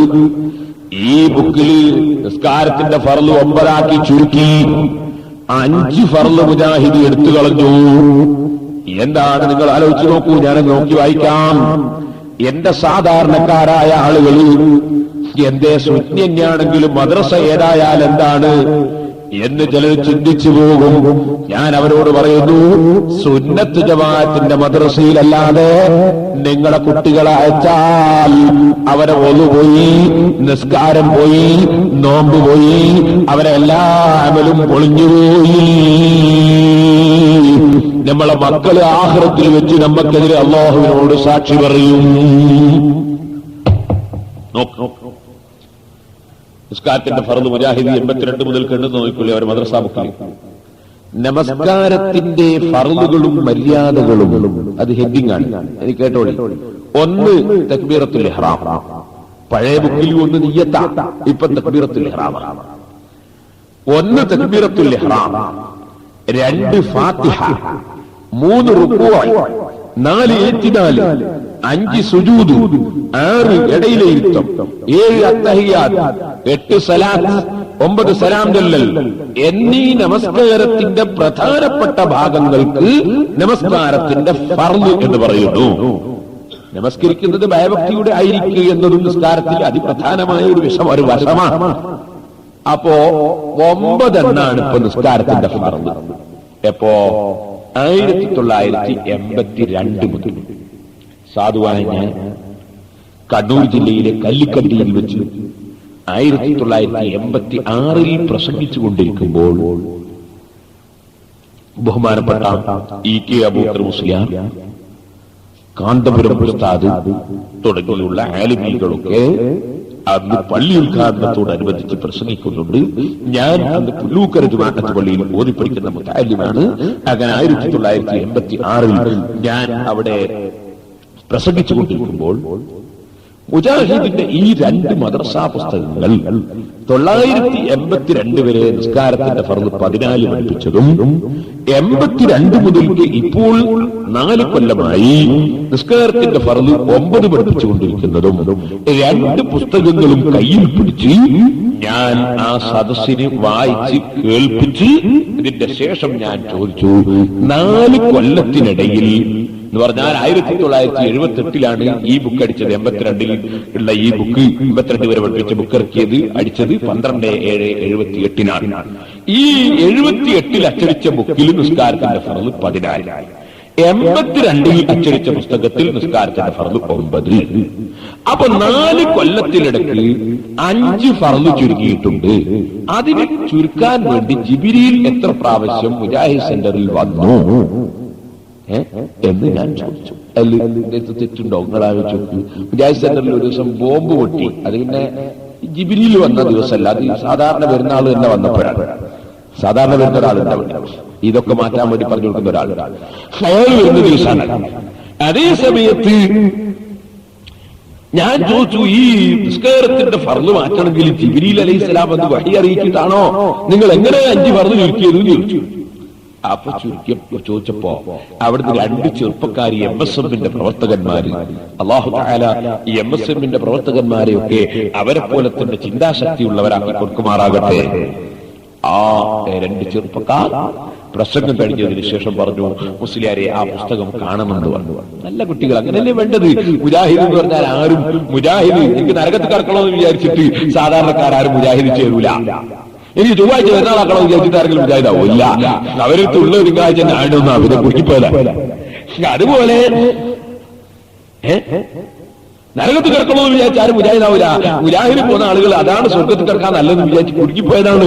അള്ളാഹു അവർക്ക് സന്മാർഗം കാണിച്ചു കൊടുക്കട്ടെ, അള്ളാഹ് ഹിദായത്ത് കൊടുക്കട്ടെ. നിങ്ങൾ ഉറക്കാമിയും പറഞ്ഞു നിങ്ങൾക്കെന്താ മുജാഹിദ് സുന്നിയായാലും നിങ്ങൾ ടാക്സ് ആരും കൊടുക്കണം. ഒരു മുജാഹിദ് സുന്നത്തിയമാനത്തിലേക്ക് വന്ന് നിങ്ങൾ നികുതി കൊടുക്കണോ? ഈ ഇഖ്ലാസോട് ആമീൻ പറയണോ? നമ്മുടെ സഹോദരന്മാരെന്റേത്, നമ്മുടെ കുടുംബത്തിൽപ്പെട്ടവര്, അയൽവാസികള്, ബന്ധപ്പെട്ടവര്, പല മേഖലയിൽ കച്ചവട ബന്ധമുള്ളവര്, അങ്ങനത്തെ ആളുകളല്ലേ. അവർ വിവരമില്ലാത്തത് കൊണ്ട് അവർക്ക് ഖുർആനിന്റെ വ്യാഖ്യാനം അറിയില്ല, ഹദീസിന്റെ വ്യാഖ്യാനം അറിയില്ല, കിതാബുകളിൽ എന്താ ഉള്ളതെന്ന് അറിയില്ല. അങ്ങനെ പെട്ടുപോയി. അല്ലാഹു തആല അവർക്ക് സന്മാർഗം കാണിച്ചു കൊടുക്കട്ടെ. ആത്മാർത്ഥമായി ദുആ ചെയ്യണം. അപ്പോ ഞാൻ പറഞ്ഞു വന്നത്, മുജാഹിദ് ചില ആളുകൾ സ്റ്റേജ് ബുക്കിൽ മുജാഹിദിനെ ചീത്ത അറിയുന്നൊരു ചീത്ത പറഞ്ഞൊന്നും കാര്യമില്ല. കാര്യം മനസ്സിലായിക്കോട്ടെ. ഒരാളെങ്കിലും ഹിദായത്തായാൽ അതുകൊണ്ട് അല്ലാഹു നമുക്ക് ഫലം ചെയ്യും എന്ന് നാം മനസ്സിലാക്കുക. ഒരാളെങ്കിലും സന്മാർഗത്തിലെത്തിയാൽ നമ്മൾ അധ്വാനിച്ചതിന് ഫലമായി എന്ന് നമ്മൾ മനസ്സിലാക്കുക. അങ്ങനെ പറഞ്ഞു വന്നത്, ഞാനിങ്ങനെ പ്രസംഗിച്ച് കുട്ടികൾ വന്ന് കാണുന്നത് ഞാൻ 2 പുസ്തകവും എടുത്ത് കാണിച്ചു കൊടുത്ത് കുട്ടികൾ വാങ്ങി ശരിക്കും നോക്കി. അവർക്ക് ബോധ്യപ്പെട്ടു ഇങ്ങനെ നിസ്കാരത്തിന്റെ ഫർദ് നമ്മളെ മൗലവിമാര് മാറ്റിയത് തന്നെയാണ് എന്ന് ബോധ്യപ്പെട്ടു. അങ്ങനെ അവരപ്പം തന്നെ പറഞ്ഞു, ഇനി നമ്മൾ ഈ MSM കൊണ്ടില്ല, ഞങ്ങൾ SSF ചേർന്നിരിക്കുന്നു എന്ന് പറഞ്ഞു. അങ്ങനെ അവർ സുന്നത്ത് ജമാഅത്തിലേക്ക് വന്നു. കാരണം ഇത് ആഖിറത്തിന്റെ കാര്യമല്ലേ, പിന്നെ അടുത്ത ഇലക്ഷൻ നോക്കാന്ന് വിചാരിക്കാൻ പറ്റുന്ന വിഷയമാണോ? അങ്ങനെ അവര് സ്വർഗത്തിൽ വിശ്വസിച്ച കുട്ടികളാണ്, നരകം ഭയപ്പെട്ട കുട്ടികളാണ്, അറിവില്ലാത്തതുകൊണ്ട് മുജാഹിദിൽ പെട്ടുപോയതാണ്. അവർ മുജാഹിദിൽ നിന്ന് വിട്ട് സുന്നത്ത് ജമാഅത്തിലേക്ക് വന്നു. പിറ്റേന്ന് രാവിലെ മുജാഹിദിന്റെ വലിയ വലിയ ആൾക്കാരുണ്ട്, അവരെ പ്രസ്റ്റേജ് അനുവദിക്കുന്നില്ല മുജാഹിദ് വിടാൻ. സംഗതി ശരിയില്ല എന്ന് മനസ്സിലിങ്ങനെ തോന്നുന്നുണ്ട്, പക്ഷെ വിടാൻ തോന്നില്ല. അള്ള കൊടുക്കണ്ടേ ഹിദായത്ത്. അങ്ങനെ കുറച്ച് ആളുകൾ, മുജാഹിദിന്റെ വലിയ വലിയ കേമന്മാരായ ആളുകൾ, വലിയ പണക്കാരുണ്ട്, കടവത്തുള്ള ഭാഗത്തുള്ള പണക്കാർ, അവര് വണ്ടി എടുത്ത് കോഴിക്കോട് മുജാഹിദ് സെന്ററിലേക്ക് വന്നു. എന്റെ അറിവാണ് ഞാൻ പറയും, ഞാൻ കണ്ടതല്ല, എനിക്ക് കിട്ടിയ അറിവ് ഞാൻ പറയാണ്. ഞാൻ കളവ് പറഞ്ഞു പോയിട്ട് ആഹ്റത്തിന് പിന്നെ അതിന് പിടികൊണ്ടല്ലോ, അതുകൊണ്ട് പറയാണ്, എന്റെ അറിവാണ് ഞാൻ പറയും. അങ്ങനെ മുജാഹിദ് സെന്ററിൽ വന്നു. മുജാഹിദിന്റെ മൗലവിമാരിയിരിക്കുന്നത് അവരോട് പറഞ്ഞു, ഇത് ശരിയാവില്ല. ആ മൗലവിമാരി ഇത് ശരിയാവില്ല എന്ന് എന്ത് നമ്മളെ മദ്രസയിൽ ഇപ്പോഴാ മനസ്സിലായത്. 82 വരെ നിങ്ങൾ നിക്കാത്തിന്റെ ഫർദ് 14 പഠിപ്പിച്ചു, ഇപ്പൊ 82 മുതൽ നിക്കാത്തിന്റെ ഫർദ് 9 പഠിപ്പിക്കുന്നത്. ഇന്നലെ ഒരു മുസ്ലിയാര്, അന്ന് ഞാനിങ്ങനെ ഇത്ര തടിയൊന്നുമില്ല, ഞാൻ ഒരു ദിനേശ് കൂടി പോയാ. അപ്പോ ഒരു ദിനേശ് കൂടി പോയിട്ട് മുസ്ലിയാര് വന്നിട്ട് പ്രസംഗിച്ച്, അയാൾ പ്രസംഗിച്ചു കഴിഞ്ഞപ്പോ 2 കുട്ടികൾ ബുക്ക് കാണണമെന്ന് പറഞ്ഞു. ബുക്ക് നോക്കുമ്പോ അങ്ങനെ തന്നെ അയാൾ പറഞ്ഞ പോലെ തന്നെ 82 വരെ നിക്കാത്തിന്റെ ഫർദ് 14 പഠിപ്പിച്ചു, 82 മുതൽ 9 പഠിപ്പിക്കുന്നത്. അപ്പോ ഞങ്ങൾ പുറത്തുപോയി മൂത്ത കുട്ടീനോട് ചോദിച്ചു, ഇക്കാത്തിന്റെ ഫർദത്തിലായിരുന്നു മുജാഹിദിന്റെ മനസ്സിൽ പഠിച്ചതാ.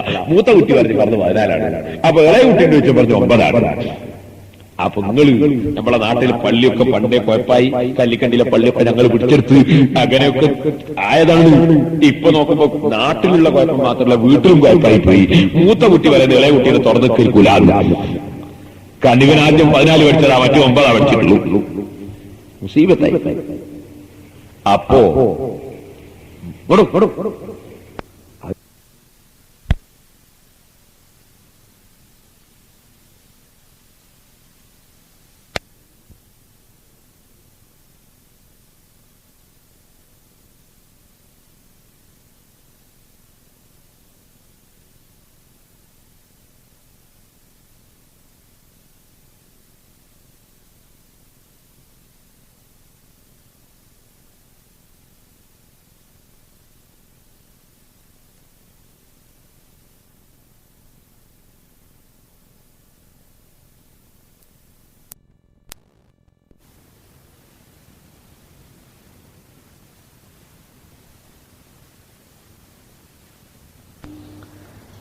ഈ കക്ഷികൾ ഇത് പറഞ്ഞപ്പോ അവരൊന്നുകൂടി പറഞ്ഞു, അങ്ങനെ നമ്മളെ പൊരക്കന്റെ പ്രശ്നമായി. അപ്പൊ മൗലവി പറഞ്ഞു, സാരില്ല, ഒരു 5 ഫർദല്ലേ, ഒരു 5 ഫർദല്ലേ, സാരല്ല. സുബ്ഹാനല്ലാഹ്. നിങ്ങൾ കേട്ടില്ലേ നമ്മളെ സുഹൈർ റുഖത്തറാന്ന് പറഞ്ഞ മൗലവി ഇപ്പൊ കോഴിക്കോട്ട് നിന്ന് പ്രസംഗിച്ചത്? നിങ്ങൾ കേട്ടില്ലേ? ഞാൻ കേസറ്റ് കേട്ടു. അയാൾ പറയുന്നത് എന്തായാലും പെരുന്നാൾ മാറ്റിക്ക് വെച്ചാൽ വലിയൊന്നും വരാറുന്നില്ല, നോമ്പ് മാറ്റിക്കാൻ പറ്റൂല. ആ പെരുന്നാൾ മാറ്റിക്കാൻ മൂപ്പർ മനസ്സിലാക്കി. എന്താ ചെയ്യുക? അങ്ങനെ സാരല്ല, 5 പറഞ്ഞല്ലേ. അപ്പോഴും കടവ് തൂക്കാരനൊരു വയസ്സുള്ള മുജാഹിദ് പറഞ്ഞു, മൗലവിയാണ്, അതൊന്നും പറഞ്ഞപ്പോ ശരിയാവില്ല. നമ്മളിപ്പോ പോയി നമ്മളെ പള്ളി സുന്നിപ്പള്ളിയാവും, അല്ലേ പറഞ്ഞ് 14 അക്കങ്ങൾ റെഡിയുണ്ടോ? അപ്പൊ അവസാനം ഒരു മൗലവി ഇടപെട്ടിട്ട് പറഞ്ഞു, അടുത്ത യോഗത്തിൽ ഫർദ് 14 ആക്കി തരാൻ പറഞ്ഞു. നിങ്ങൾ ചിരിക്കല്ല, ഇത് ചിരിക്കാനുള്ള സംഗതിയല്ല, അള്ളാന്റെ ദീനോട്ടാ കളിക്കുന്നത്. അങ്ങനെ ഫർദ് 14 ആക്കി തരാമെന്ന് പറഞ്ഞ് പിരിഞ്ഞുപോയി. യോഗം ചേർന്നു, മുജാഹിദീങ്ങൾ യോഗം ചേർന്നുകൊണ്ട് അവര് ചർച്ച ചെയ്തു. നമ്മളെ സുന്നി മുലിയാമാര് നമ്മളെ മദ്രസയിലും 14 9 മാറ്റിയത് കണ്ടുപിടിച്ചിട്ടുണ്ട്. ഇനിയിപ്പോ അത് മാറ്റാതെ യാതൊരു നിർവാഹമല്ല. 14 ആക്കിയില്ലെങ്കിൽ ഇനി എല്ലാ സ്റ്റേജിലും മുലിയാമാര് പറയൂ. അപ്പൊ സുന്നികൾക്ക് മുജാഹിദികൾ രാജിവെച്ച് സുന്നിയാവും, വലിയ ബുദ്ധിമുട്ടായി പോകും. അതുകൊണ്ട് ഉടനെ പറഞ്ഞ് 14 ആക്കണമെന്ന് പറഞ്ഞു ഒരു മൗലവി. അപ്പോ മറ്റുള്ളവരൊക്കെ ചർച്ച ചെയ്തു, എന്നാ പിന്നെ അങ്ങനെ ആക്കാന്ന് പറഞ്ഞു. അങ്ങനെ 986 യോഗം ചേർന്നു. 87 ഞാനിത് വെറുതെ പറഞ്ഞാൽ നിങ്ങൾ തിരിക്കുന്നുണ്ടോ? കല്ലിക്കട്ടിയിൽ തന്നെ ദൂരമൊന്നല്ല, ഇവിടുന്ന് ആകെ ഒരു 50, 20, 70 കിലോമീറ്റർ. കോഴിക്കോട്ട് അവിടെ 70 കിലോമീറ്റർ അകലെയാണ്. നിങ്ങൾ വന്നാൽ ഞാൻ ഈ 2-ാം തീയതി എനിക്ക് അതിന്റെ തൊട്ട് വേറുണ്ട്. നിങ്ങൾ വന്നാൽ ഞാൻ എല്ലാവരും ഇങ്ങനെ ചൂണ്ടിയും കണ്ട് കാണിച്ചാണ്. മഹസറയിലുള്ള കാര്യം തല്ലി പറയുന്നത്. ഈ കോഴിക്കോട് ജില്ലന്റെ അങ്ങേത്തല, കണ്ണൂർ ജില്ലന്റെ ഇങ്ങേത്തല ഇതിലുള്ള സംഭവം പറയും.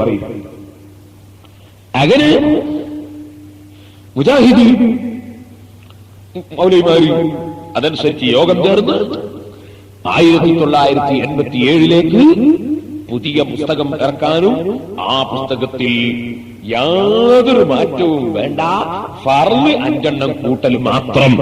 അങ്ങനെ 5 ഫർള് കൂടുതൽ ചേർത്ത് അവർ 87 പുതിയ പുസ്തകം ഇറക്കി. അതാണിത്. ഇതിൽ വീണ്ടും 14. പിന്നെന്ത് ചെയ്തു? അപ്പൊ ഒരു മൗലവി അപ്പൊ അങ്ങനെ പുതിയ പുസ്തകം ഇറക്കിയിട്ട് നമ്മൾ ആദ്യമുള്ള ബുക്കിനൊക്കെ നഷ്ടം വരൂലേ എന്നൊക്കെ ചോദിച്ചു. അപ്പൊ ഒരു കാര്യം അത് ലാഭിക്കാന്ന് പറഞ്ഞു. അങ്ങനെ ലാഭിക്കല് ചോദിച്ചു. അത് ഈ ബുക്കിന് കുറച്ച് വില കൂട്ടാന്ന്. അങ്ങനെ 30 പൈസ ഈ പുസ്തകത്തിന് വില കൂട്ടി.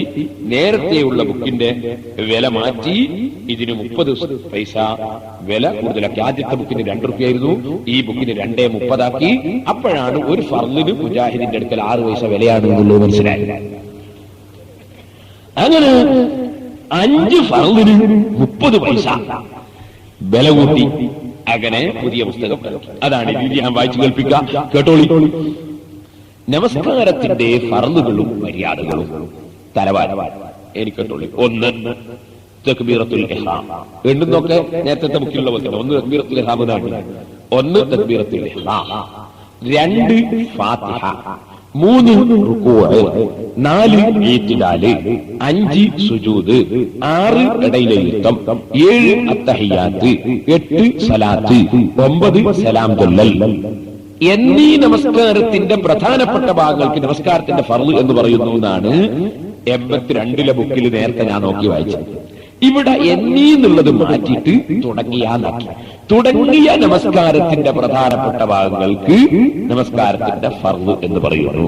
അപ്പൊ 9 എണ്ണീറ്റ് പറയാണ് തുടങ്ങിയ നമസ്കാരത്തിന്റെ പ്രധാനപ്പെട്ട ഭാഗങ്ങൾക്ക് നമസ്കാരത്തിന്റെ ഫർള് എന്ന് പറയുന്നു. അതിന്റെ ശേഷം കൂട്ടിച്ചേർത്ത് കണ്ടോളി. നിയ്യത്താണോ സലാം ചൊല്ലിട്ടപ്പോ നിയ്യത്ത് ഇടുന്നത്. കാരണം പിന്നെ കൂട്ടിയ നിയ്യത്ത്. കഴിവുള്ളവൻ ഫർള് നിസ്കാരത്തിൽ നിൽക്കുക, അത്തഹിയാത്ത്, സലാത്ത് എന്നിവ ഇരുന്ന് നിർവഹിക്കുക, ഓരോ പ്രവൃത്തിയിലും അടങ്ങി താമസിക്കുക, നമസ്കാര രൂപത്തിന്റെ ക്രമം തെറ്റാതെ ചെയ്യുക എന്നിവയും ഫർളുകളായി ഗണിക്കപ്പെടുന്നു. അപ്പൊ 5 ഗണിക്കപ്പെടലും 9 കുടിക്കപ്പെടലുമായി അങ്ങനെ 9 ഉം 5 ഉം 14 ഫർളിലേക്ക് 987 പുസ്തകത്തിൽ വീണ്ടും തിരിച്ചുപോയി.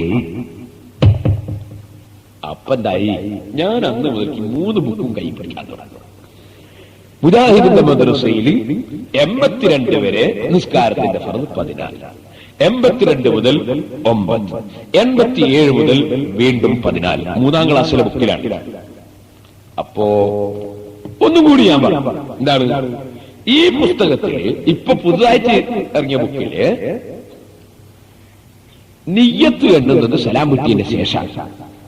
എന്നാൽ അതിന്റെ ലാസ്റ്റ് പറയുന്നുണ്ട് ക്രമം തെറ്റാതെ ചെയ്യണം. അപ്പൊ ഇതിൽ പറഞ്ഞ ക്രമം എങ്ങനെയാ? ക്രമം തെറ്റാതെ ചെയ്യണം. ക്രമം എങ്ങനെയാ? സലാം ചൊല്ലിയിട്ട് നിയ്യത്ത്.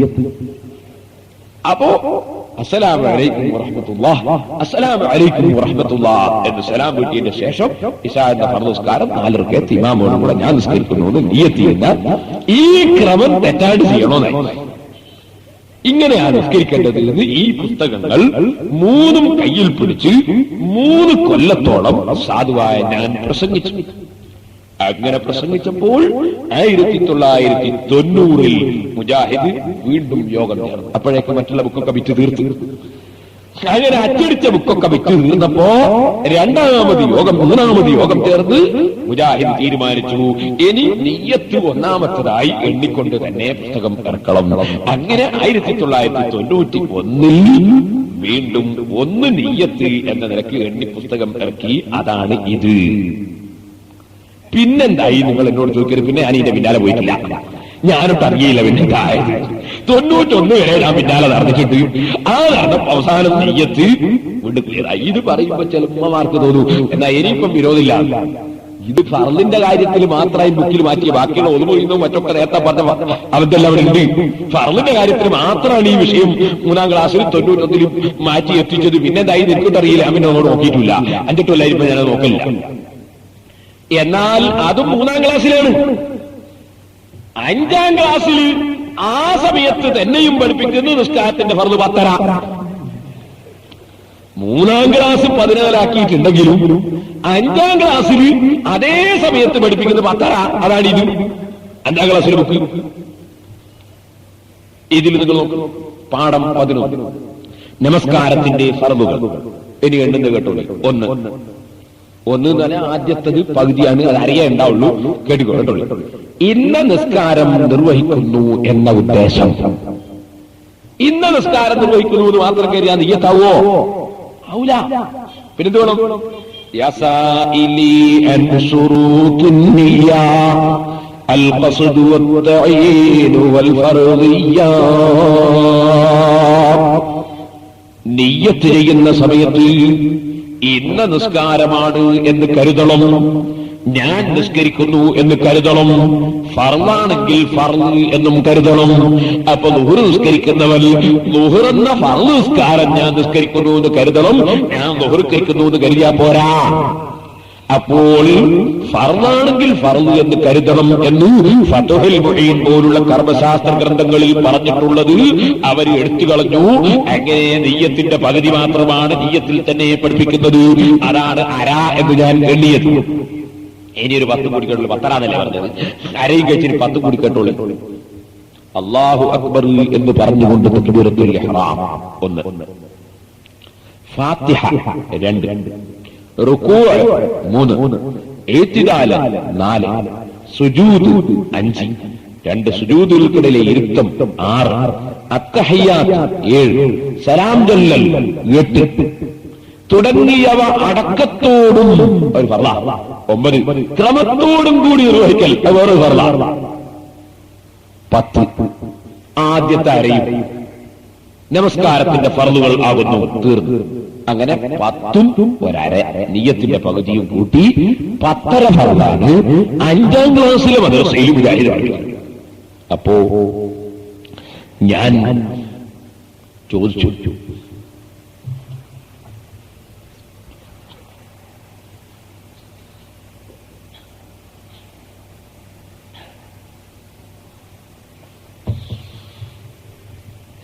മുജാഹിദിന്റെ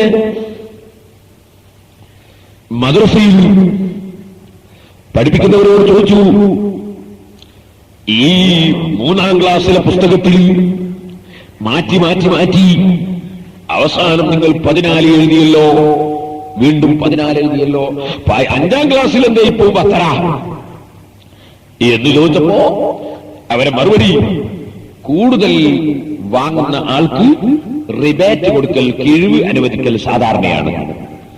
ഇത് 3-ാം ക്ലാസ്സിൽ പഠിച്ചവർ 14 ഫർള്, 5-ാം ക്ലാസ്സിൽ പഠിച്ചാൽ 10:30. അത് കിഴിവാണ്. കൂടുതൽ പഠിക്കുന്ന വകയിൽ കിഴിവ്. ഇന്നാ ലില്ലാഹി വ ഇന്നാ ഇലൈഹി റാജിഊൻ. ഈ നിലക്ക് നമ്മുടെ പിഞ്ചുമക്കളെ മദ്രസയിൽ നിന്ന് നിസ്കാരം ശരിയായ നിലക്ക് പഠിപ്പിക്കുന്നതിന് പകരം, അതുപോലെ ദീൻ ശരിയായ നിലക്ക് പഠിപ്പിക്കുന്നതിന് പകരം, സുബ്ഹാനല്ലാഹ്, ഈ കക്ഷികൾ അവരുടെ കമ്മിറ്റിയിൽ വെച്ച് തീരുമാനിക്കുന്നതനുസരിച്ച് ഇസ്ലാം മതമുണ്ടാക്കി ജനങ്ങളെ പഠിപ്പിച്ചുകൊണ്ടിരിക്കുന്നു. അത് നമ്മളെ മക്കൾക്ക് പഠിപ്പിച്ചാൽ ആഖിറത്തിൽ നമ്മളെ മക്കൾ നമ്മളെ പിടികൂടില്ലോ. സഹോദരന്മാരെ, അല്ലാഹുവിന്റെ റസൂൽ പഠിപ്പിച്ച നിസ്കാരം, ബഹുമാനപ്പെട്ട സഹാബത്ത് വന്ന് കായക്കപ്പലിൽ കയറി നമ്മുടെ നാട്ടിൽ വന്ന് പഠിപ്പിച്ച നിസ്കാരം, അവർ വന്ന് പഠിപ്പിച്ച ഒളു, അവർ വന്ന് പഠിപ്പിച്ച കുളി, അതിന്റെ നിയമങ്ങളൊക്കെ മാറ്റിമറിച്ച് പഠിപ്പിച്ചാൽ അല്ലാഹു നമ്മെ വെറുതെ വിടുമോ? ഈ രീതിയിൽ എത്രയോ പറയാനുണ്ട്, ഞാൻ നീട്ടിക്കൊണ്ടുപോകുന്നില്ല. ഈ പുസ്തകത്തിൽ തന്നെ അല്ലാഹുവിന്റെ റസൂലിന്റെ ഭാര്യമാര് ജുമഅക്ക് പോയിരുന്നു എന്ന് മുജാഹിദിന്റെ മദ്രസ പുസ്തകത്തിൽ പറയുന്നു. ഞാൻ അതിലിടയ്ക്ക് ഒരു കാര്യം പറയാം. ഞാൻ 10ാമത്തെ മദ്രസ 4 ദിവസം മുമ്പ് തുടങ്ങി. എവിടെ? കുറ്റ്യാടി. കുറ്റ്യാടിയിൽ ഞാൻ മർക്കസ് സഖാഫത്ത് സുന്നിയിൽ പഠിച്ച് ഇറങ്ങിയപ്പോ ചെന്ന് നോക്കുമ്പോ കുറ്റ്യാടി എന്നൊരു സ്ഥലം എന്റെ നാട്ടിൽ നിന്ന് 10-15 കിലോമീറ്റർ അപ്പുറം നോക്കുമ്പോ ഒരൊറ്റ മദ്രസ ഇല്ല, സുന്നിയുള്ള മദ്രസ മുഴുവൻ മുജാഹിദ് ജമാഅത്ത് ഇസ്ലാമിന്റെ മദ്രസ. എല്ലാ സ്ഥലത്തും വുളു പഠിപ്പിക്കുന്നു, എല്ലാ സ്ഥലത്തും ദുഃഖാരത്തിന്റെ ഫർദ് 9, 9:30, 10:30, 11:30 ഓരോരുത്തർ ഓരോ ബുക്ക്, ഓരോ ക്ലാസ്സിൽ ഓരോ ബുക്ക്. സുബ്ഹാനല്ലാഹ്, കണ്ട് വേദനിച്ചു പോയി. അല്ലാഹുവിന്റെ 20 സിഫത്ത് കുട്ടികൾക്ക് പഠിപ്പിക്കുന്നില്ല, അല്ലാഹുവിന്റെ റസൂലിന്റെ മഹത്വം പഠിപ്പിക്കുന്നില്ല, മറിച്ച് മുജാഹിദിന്റെ മദ്രസയിൽ പഠിപ്പിക്കുന്നത് എല്ലാ പ്രവാചകന്മാരും സാധാരണ മനുഷ്യർ തന്നെയായിരുന്നു എന്ന് പഠിപ്പിക്കുന്നു. ഇന്നാ ലില്ലാഹി വ ഇന്നാ ഇലൈഹി റാജിഊൻ. ഇമാം ബുഖാരിയും മുസ്ലിമും റിപ്പോർട്ട് ചെയ്യുന്ന ഹദീസിൽ നബി സല്ലല്ലാഹു അലൈഹി വസല്ലമ തങ്ങൾ നമ്മെ പഠിപ്പിക്കുന്നു, ഇന്നീ ലസ്തു മിസ്ലക്കും, നിശ്ചയം ഞാൻ നിങ്ങളെപ്പോലെ അല്ല. ഇന്നീ ലസ്തു കഅഹദിൻ മിൻകും, ഞാൻ നിങ്ങളിൽ ഒരാളെ പോലെയും അല്ല. ഇന്നീ ലസ്തു കഹൈഅത്തിക്കും, ഞാൻ നിങ്ങളുടെ പ്രകൃതിയിൽ അല്ല. നിങ്ങൾ ഒരു പക്ഷേ സാധാരണക്കാരായതുകൊണ്ട് മുജാഹിദും ആയത്തോതുന്നുണ്ടെന്ന് മനസ്സിലാക്കി, മുജാഹിദും മതം പറയുന്നുണ്ടെന്ന് മനസ്സിലാക്കി നിങ്ങൾ അവരെ പള്ളിയിൽ പോയി പെട്ടുപോയവരോ, അവരെ മദ്രസയിൽ പഠിച്ച് തെറ്റിപ്പോയവരോ, അവരെ പ്രസംഗം കേട്ട് അബദ്ധത്തിൽ കുടുങ്ങിയവരോ ആണെങ്കിൽ ഞാൻ നിങ്ങളോട് ചോദിക്കുന്നു, നെഞ്ചത്ത് കൈവച്ച് നിങ്ങൾ ചിന്തിക്കുക.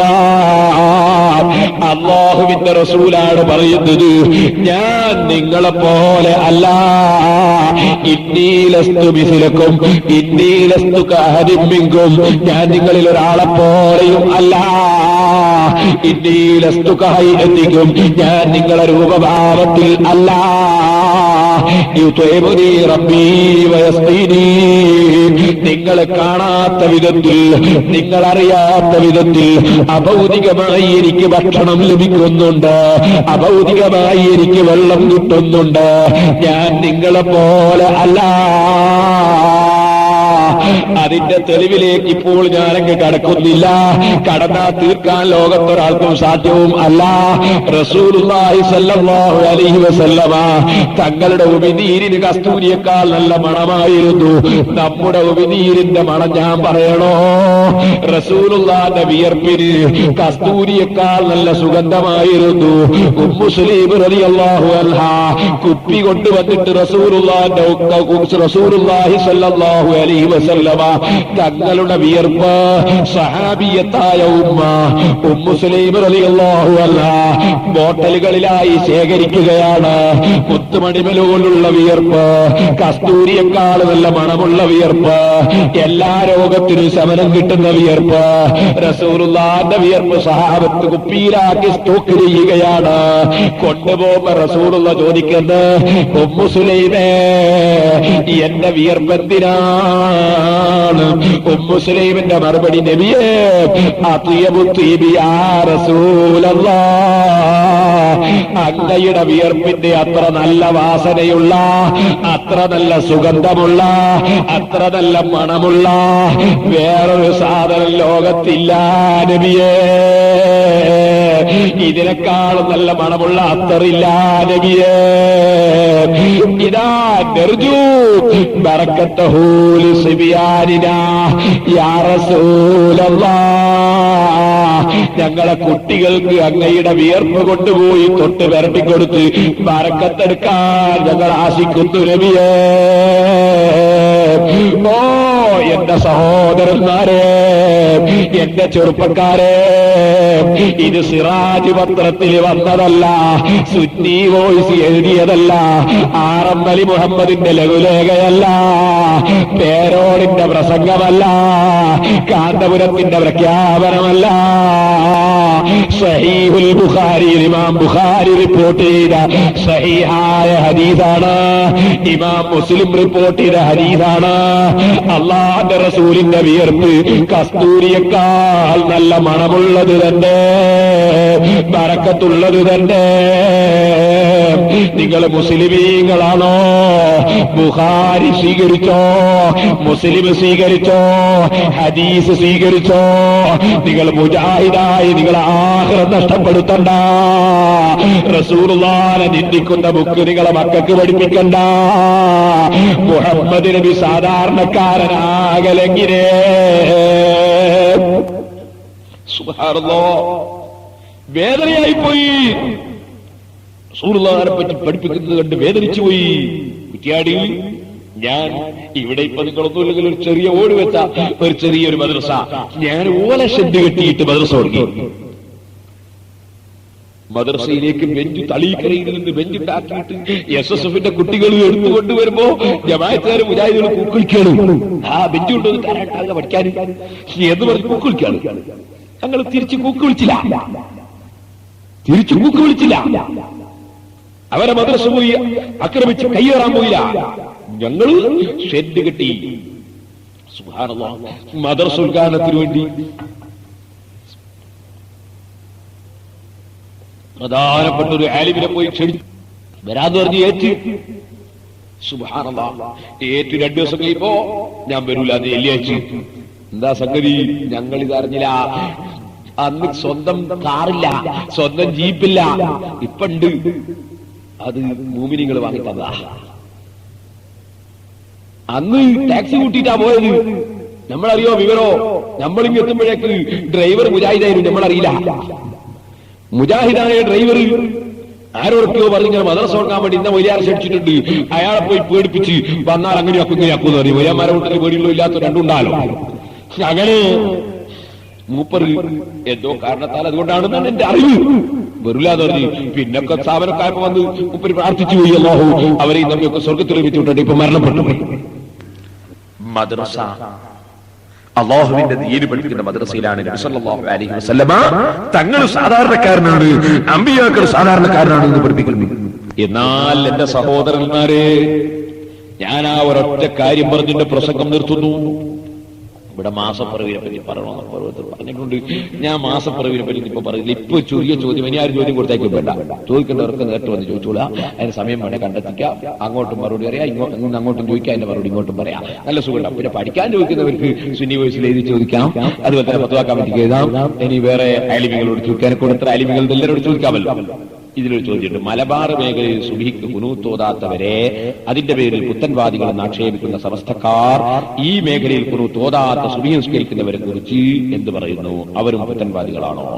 ഇതിന്റെ മറുപടി എന്റെ മുജാഹിദ് സുഹൃത്തുക്കൾ അവരുടെ നേതാവായ ഇബ്നുൽ ഖയ്യിം അൽ ജൗസിയുടെ സാദുൽ മആദ് എന്ന ഗ്രന്ഥത്തിൽ നോക്കി പഠിക്കണം. അവരുടെ നേതാവ് എന്ന് പറഞ്ഞാൽ മുജാഹിദിന്റെ നേതാവ്. മുജാഹിദിന്റെ നേതാവാണ് ആര്? അവര് പറയുന്നത് ഇബ്നുൽ ഖയ്യിം അൽ ജൗസി. എവിടെ പറഞ്ഞു നേതാവാണ്? മുജാഹിദ് സെന്ററിൽ നിന്ന് പ്രസിദ്ധീകരിക്കുന്ന ഇസ്ലാഹി പ്രസ്ഥാന ചരിത്രത്തിനൊരാമുഖം എന്ന ഒരു പുസ്തകമുണ്ട്. മുജാഹിദ് സെന്റർ പ്രസിദ്ധീകരിക്കുന്ന ബുക്കാണ്. ഇതിന് 1,000 വില ഞങ്ങൾ ബേജാറുന്നതാണ്. ഈ പുസ്തകത്തിൽ മുജാഹിദ് സെന്റർ പ്രസിദ്ധീകരിക്കുന്ന ഈ പുസ്തകത്തിൽ മുജാഹിദിന്റെ നേതാക്കന്മാര് ആരാണ് എന്ന് ഓരോരുത്തരുടെയും പേര് പറഞ്ഞിട്ടുണ്ട്. ആ പറഞ്ഞ കൂട്ടത്തിൽ ഒന്ന് പറഞ്ഞു ശൈഖുൽ ഇസ്ലാം ഇബ്നു തൈമിയ്യ. അയാളെ പറ്റി ഇങ്ങനെ വിവരിച്ചുകൊണ്ട് അവസാനം പറഞ്ഞു, ഇബ്നു തൈമിയ്യക്കു ശേഷം അദ്ദേഹത്തോടൊപ്പം ജയിലിൽ അടക്കപ്പെട്ട പ്രധാന ശിഷ്യൻ ഇബ്നുൽ ഖയ്യിം ഇസ്ലാഹി പ്രസ്ഥാനത്തിന്റെ പതാക വാഹകനായി. അപ്പൊ ഇസ്ലാഹി പ്രസ്ഥാനം മുജാഹിദ് പറഞ്ഞ ഒന്നാണ് നിങ്ങൾക്കൊക്കെ അറിയാലോ. ഈ ഇസ്ലാഹി പ്രസ്ഥാനം എന്ന് പറയുന്ന മുജാഹിദ് പ്രസ്ഥാനത്തിന്റെ പതാക വാഹകനാണ് ഇബ്നുൽ ഖയ്യിം അൽ ജൗസി. ആ ഇബ്നുൽ ഖയ്യിം അൽ ജൗസി അദ്ദേഹത്തിന്റെ സാദുൽ മആദ് എന്ന ഗ്രന്ഥത്തിൽ പറയുന്നു. എന്ത് പറയുന്നു? ഖുനൂത്ത് ഓതുക സുന്നത്താണെന്ന് പറഞ്ഞ പണ്ഡിതന്മാരുണ്ട്, അവർക്കതിന് തെളിവുണ്ട്. ഖുനൂത്ത് ഓതൽ സുന്നത്താണെന്ന് എല്ലാ പണ്ഡിതന്മാരും പറഞ്ഞിട്ടും ഉണ്ട്. ഖുനൂത്ത് ഓതൽ സുന്നത്തില്ലെന്ന് ലോകത്ത് ഒരു പണ്ഡിതനും പറഞ്ഞിട്ടില്ല. 4 മദ്ഹബിലെ ഇമാമികളും പറഞ്ഞു ഖുനൂത്ത് ഓതണം. കാരണം എന്താ? അത് അല്ലാഹു ഖുർആനിൽ പറഞ്ഞതാ. എന്ത് ഖുനൂത്ത് ഓതണമെന്നുണ്ട്? ഖൂമൂ ലില്ലാഹി ഖാനിതീൻ, നിങ്ങൾ ഖുനൂത്ത് ഓതുന്നവരായി നിസ്കരിക്കണം എന്ന് ഖുർആനിൽ അല്ലാഹു പറഞ്ഞതാണ്. അത് നമ്മൾ എത്ര യോഗം ചേർന്നാലും ഖുർആനിൽ അത് അങ്ങനെ ഉണ്ടാവും. ഖുനൂത്ത് ഓതുന്നവരായി നിസ്കരിക്കണം. അവ ഖുനൂത്ത് ഓതുന്നവരായി നിസ്കരിക്കണം എന്ന് ഖുർആൻ പറഞ്ഞപ്പോ ഇമാം അബൂ ഹനീഫ റളിയല്ലാഹു അൻഹു, ഇമാം അഹ്മദ് ഇബ്നു ഹംബൽ റളിയല്ലാഹു അൻഹു പറഞ്ഞു വിത്ർ നിസ്കാരത്തിൽ ഖുനൂത്ത് ഓതണം. ഇമാം ശാഫിഈ റളിയല്ലാഹു അൻഹു പറഞ്ഞു, മാലിക് റളിയല്ലാഹു അൻഹു പറഞ്ഞു സുബ്ഹി നിസ്കാരത്തിൽ ഖുനൂത്ത് ഓതണം. അപ്പൊ ഖുനൂത്ത് ഓതണം എന്നതിൽ 4 മദ്ഹബിനും തർക്കമില്ല. 4 മദ്ഹബും എല്ലാ ഇമാമികളും പറയുന്നു ഖുനൂത്ത് ഓതണം, തർക്കമില്ല. പിന്നുള്ളത് എന്താ? അത് വിത്റിലാണോ ഓതേണ്ടത് സുബ്ഹിയിലാണോ? ഇതേ തർക്കമുള്ളൂ. ഖുനൂത്ത് ഓതണം എന്നതിൽ തർക്കില്ല. ഖുർആനിൽ അല്ലാഹു പറഞ്ഞു തർക്കില്ല. ഖുർആനിൽ എവിടെ ഓതണമെന്ന് അവിടെ പറഞ്ഞില്ല. അതുകൊണ്ട് എവിടെ എന്നതിൽ സഹാബത്തിനിടയിലുള്ള തർക്കം വന്നതുകൊണ്ട് ആ തർക്കം ഇമാമികൾക്കിടയിലും വന്നു. അത് ഖുനൂത്ത് ഓതണം എന്നതിൽ തർക്കമില്ല. പക്ഷെ മുജാഹിദ് എന്ത് ചെയ്തു? ഖുനൂത്തേ വേണ്ട തീരുമാനിച്ചു. സുബ്ഹിയിലും വേണ്ട, വിത്റിലും വേണ്ട. 4 മദ്ഹബിനെതിരായി. അപ്പൊ എന്തായി കാരണം ചോദിച്ചപ്പോൾ പിന്നെ മനസ്സിലായി ഖുനൂത്തിലുള്ള ദുആ പറ്റുന്നില്ല എന്നുള്ളതാണ്. ഖുനൂത്തിലുള്ള ദുആ എന്താ? അല്ലാഹുമ്മ ഹ്ദിനി ഫീമൻ ഹദൈത്, നീ നേർവഴിയാക്കിയവരോട് കൂടെ ഞങ്ങളെയും നീ സന്മാർഗത്തിലാക്കണേ. ഇങ്ങനെ ദുആ പിന്നെ മുജാഹിദ് ഉണ്ടാവും. നീ സന്മാർഗത്തിലാക്കിയവരെ കൂടെ ഞങ്ങളെയും സന്മാർഗത്തിലാക്കണേ എന്ന് പ്രാർത്ഥിച്ചാൽ ഒരൊറ്റ മുജാഹിദും പിന്നെ ആ ദുആക്ക് ഉത്തരം കിട്ടിയാൽ ഉണ്ടാവില്ല. അത് മുജാഹിദിന്റെ മൗലവിമാർക്ക് അറിയാം. അതുകൊണ്ട് അവർ വാസാക്കി ഖുനൂത്ത് ഒരു സ്ഥലത്തും വേണ്ട. 4 മദ്ഹബിനും എതിരായ ഒരു വാദം. ഇതാണ് സംഭവം. അതേ സമയത്ത് നിങ്ങൾ നോക്ക്, നമ്മൾ KM മൗലവി, EK മൗലവി, TK മൗലവി, MCC മൗലവി തുടങ്ങിയ ഒരല്പം വിവരമുണ്ടായിരുന്ന പഴയ മുജാഹിദ് മൗലവിമാര് അവര് പറയുന്ന ഒരു സുന്നത്താണ്. നിങ്ങൾ നോക്ക്, മുജാഹിദിന്റെ ഏറ്റവും വലിയ നേതാക്കന്മാരായി ഈ പുസ്തകത്തിൽ തന്നെ പരിചയപ്പെടുത്തിയവരാണ് TK മൗലവി, EK മൗലവി, MCC മൗലവി. ഈ 3 മൗലവിമാരും കൂടി എഴുതിയ മദ്രസയിലെ പുസ്തകത്തിൽ 1982 വരെ അച്ചടിച്ച് പഠിപ്പിച്ച പുസ്തകത്തിന്റെ 18ാമത്തെ പേജ് ഞാൻ നോക്കി വായിക്കുന്നു. ഖുനൂത്തിനെ സംബന്ധിച്ച് എന്നോട് ചോദിച്ചുകൊണ്ടാണ് ഞാൻ പറയേണ്ടത്. ഇനി ആരും ചോദ്യം ചോദിക്കണ്ട, ഈ ഒറ്റ ചോദ്യത്തിന്റെ മറുപടി അറിയാം. 18ാമത്തെ പേജിൽ പറയുന്നു കേട്ടോളി. സുബ്ഹിന്റെ അവസാനത്തെ ഇത്തിദാലിലും മുസ്ലിങ്ങൾക്ക് വല്ല ആപത്തും സംഭവിച്ചാൽ 5 വഖ്ത് നിസ്കാരത്തിന്റെയും അവസാനത്തെ ഇത്തിദാലിലും ഖുനൂത്ത് സുന്നത്തുണ്ട്. എങ്ങനെ? സുബ്ഹിന്റെ അവസാനത്തെ ഇത്തിദാലിലും അതിന് ആപത്തൊന്നും വേണമെന്നില്ല. മുസ്ലിങ്ങൾക്ക് വല്ല ആപത്തും സംഭവിച്ചാൽ 5 വഖ്ത് നിസ്കാരത്തിന്റെ സുബ്ഹിന്റെ 5 വഖ്ത് നിസ്കാരത്തിന്റെയും അവസാനത്തെ ഇത്തിദാലിലും ഖുനൂത്ത് സുന്നത്തുണ്ട്. അപ്പൊ ആപത്ത് സംഭവിച്ചാൽ 5 വഖ്തിലുണ്ട്, ആപത്ത് സംഭവിച്ചില്ലെങ്കിൽ സുബ്ഹിക്കാരത്തിന്റെ അവസാനത്തെ ഇത്തിദാലിൽ സുന്നത്തുണ്ട്, ഖുനൂത്ത് സുന്നത്തുണ്ട്. ഖുനൂത്തിന്റെ ഉത്തമമായ സീഗ ഇതാണ്. അല്ലാഹുമ്മ ഹ്ദിനി ഫീമൻ ഹദൈത വഅഫിനി ഫീമൻ അഫൈത. അങ്ങനെ വാതൂബിയിലേക്ക് വരെ പറഞ്ഞതിന് ശേഷം പറയുന്നത് ഖുനൂത്തിന്റെ പുറകെ നബിയുടെയും കുടുംബത്തിന്റെയും മേൽ സ്വലാത്തും സലാമും ചൊല്ലൽ സുന്നത്താണ്. ഇത് 82 വരെ മുജാഹിദിന്റെ മൗലവിമാർ ഓർമ്മിച്ചതാണ്. ഇപ്പം പുസ്തകം നോക്കിയാൽ ഖുനൂത്തില്ല. ഇപ്പോഴത്തെ പുസ്തകത്തിൽ ഖുനൂത്തില്ല. 82ന്റെ ശേഷം എവിടെ പോയി ഖുനൂത്ത്? 82 വരെയുള്ള ഖുനൂത്ത് 82ന്റെ ശേഷം എവിടെ പോയി? നമ്മൾ തീ കത്തിട്ട് ഊതിയാ പിന്നെ തീ കാണൂല. അതുപോലെ എന്തായി ഖുനൂത്ത് എവിടെ പോയി? അപ്പൊ സഹോദരന്മാരെ, നിങ്ങൾ മനസ്സിലാക്കണം, അല്ലാഹുവിന്റെ ദീന് യോഗം ചേർന്ന് മാറ്റുകയാണ്. യോഗം ചേർന്ന് ദീന് മാറ്റുകയാണ്. ഇപ്പൊ തന്നെ നിങ്ങൾ നോക്കുന്നു, നമ്മളെ ഒറ്റ വാക്ക് ഞാൻ പറയാം. ചിലരൊക്കെ മാസം പറവി വിചാരിച്ചിട്ട് വന്നവരുണ്ടല്ലോ, അവർക്ക് ഒരു ഒറ്റ വാക്ക്. ഇപ്പൊ തന്നെ മുജാഹിദ് എന്താ പറഞ്ഞത്? കാന്തപുരം ശിഹാബ് നമുക്ക് കൈക്കൂലി കൊടുത്തു. ശിഹാബ് തങ്ങളെ സംബന്ധിച്ച് ഈ കേരളത്തിലുള്ള ജനങ്ങളോട് പറയണോ? അദ്ദേഹം 1000കണക്കിന് അനുയായികളുള്ള പ്രധാനപ്പെട്ട സയ്യിദ് കുടുംബത്തിൽപ്പെട്ട ഒരു തങ്ങളാണ് ശിഹാബ് തങ്ങൾ. ആ തങ്ങൾ ഒരുപാട് മുസ്ലിമീകൾ അനുയായികളുള്ള ബഹുമാനപ്പെട്ട ശിഹാബ് തങ്ങൾ അദ്ദേഹം കാന്തപുരത്തിൽ നിന്ന് കൈക്കൂലി വാങ്ങി. കാന്തപുരം എന്ന് പറഞ്ഞാലോ ആയിരക്കണക്കിന് ശിഷ്യന്മാരുണ്ട്, ആലിമീകൾ, വലിയ വലിയ പണ്ഡിതന്മാര്, ആയിരക്കണക്കിന് ശിഷ്യന്മാരുണ്ട്. ആ ശിഷ്യന്മാരുടെ കൂട്ടത്തിൽ ഏറ്റവും ചെറിയ ആളാണ് ഞാനും 3 കൊല്ലം ബഹുമാനപ്പെട്ടവരുടെ അടുക്കൽ വെച്ച് ഓതിപ്പറ്റിട്ടുണ്ട്. അങ്ങനെ ആയിരക്കണക്കിന് ആലിമീകൾ ശിഷ്യന്മാരുള്ള ഒരു പണ്ഡിതൻ, ആയിരക്കണക്കിന് യതീം കുട്ടികളെ പോറ്റുന്ന ഒരു പണ്ഡിതൻ.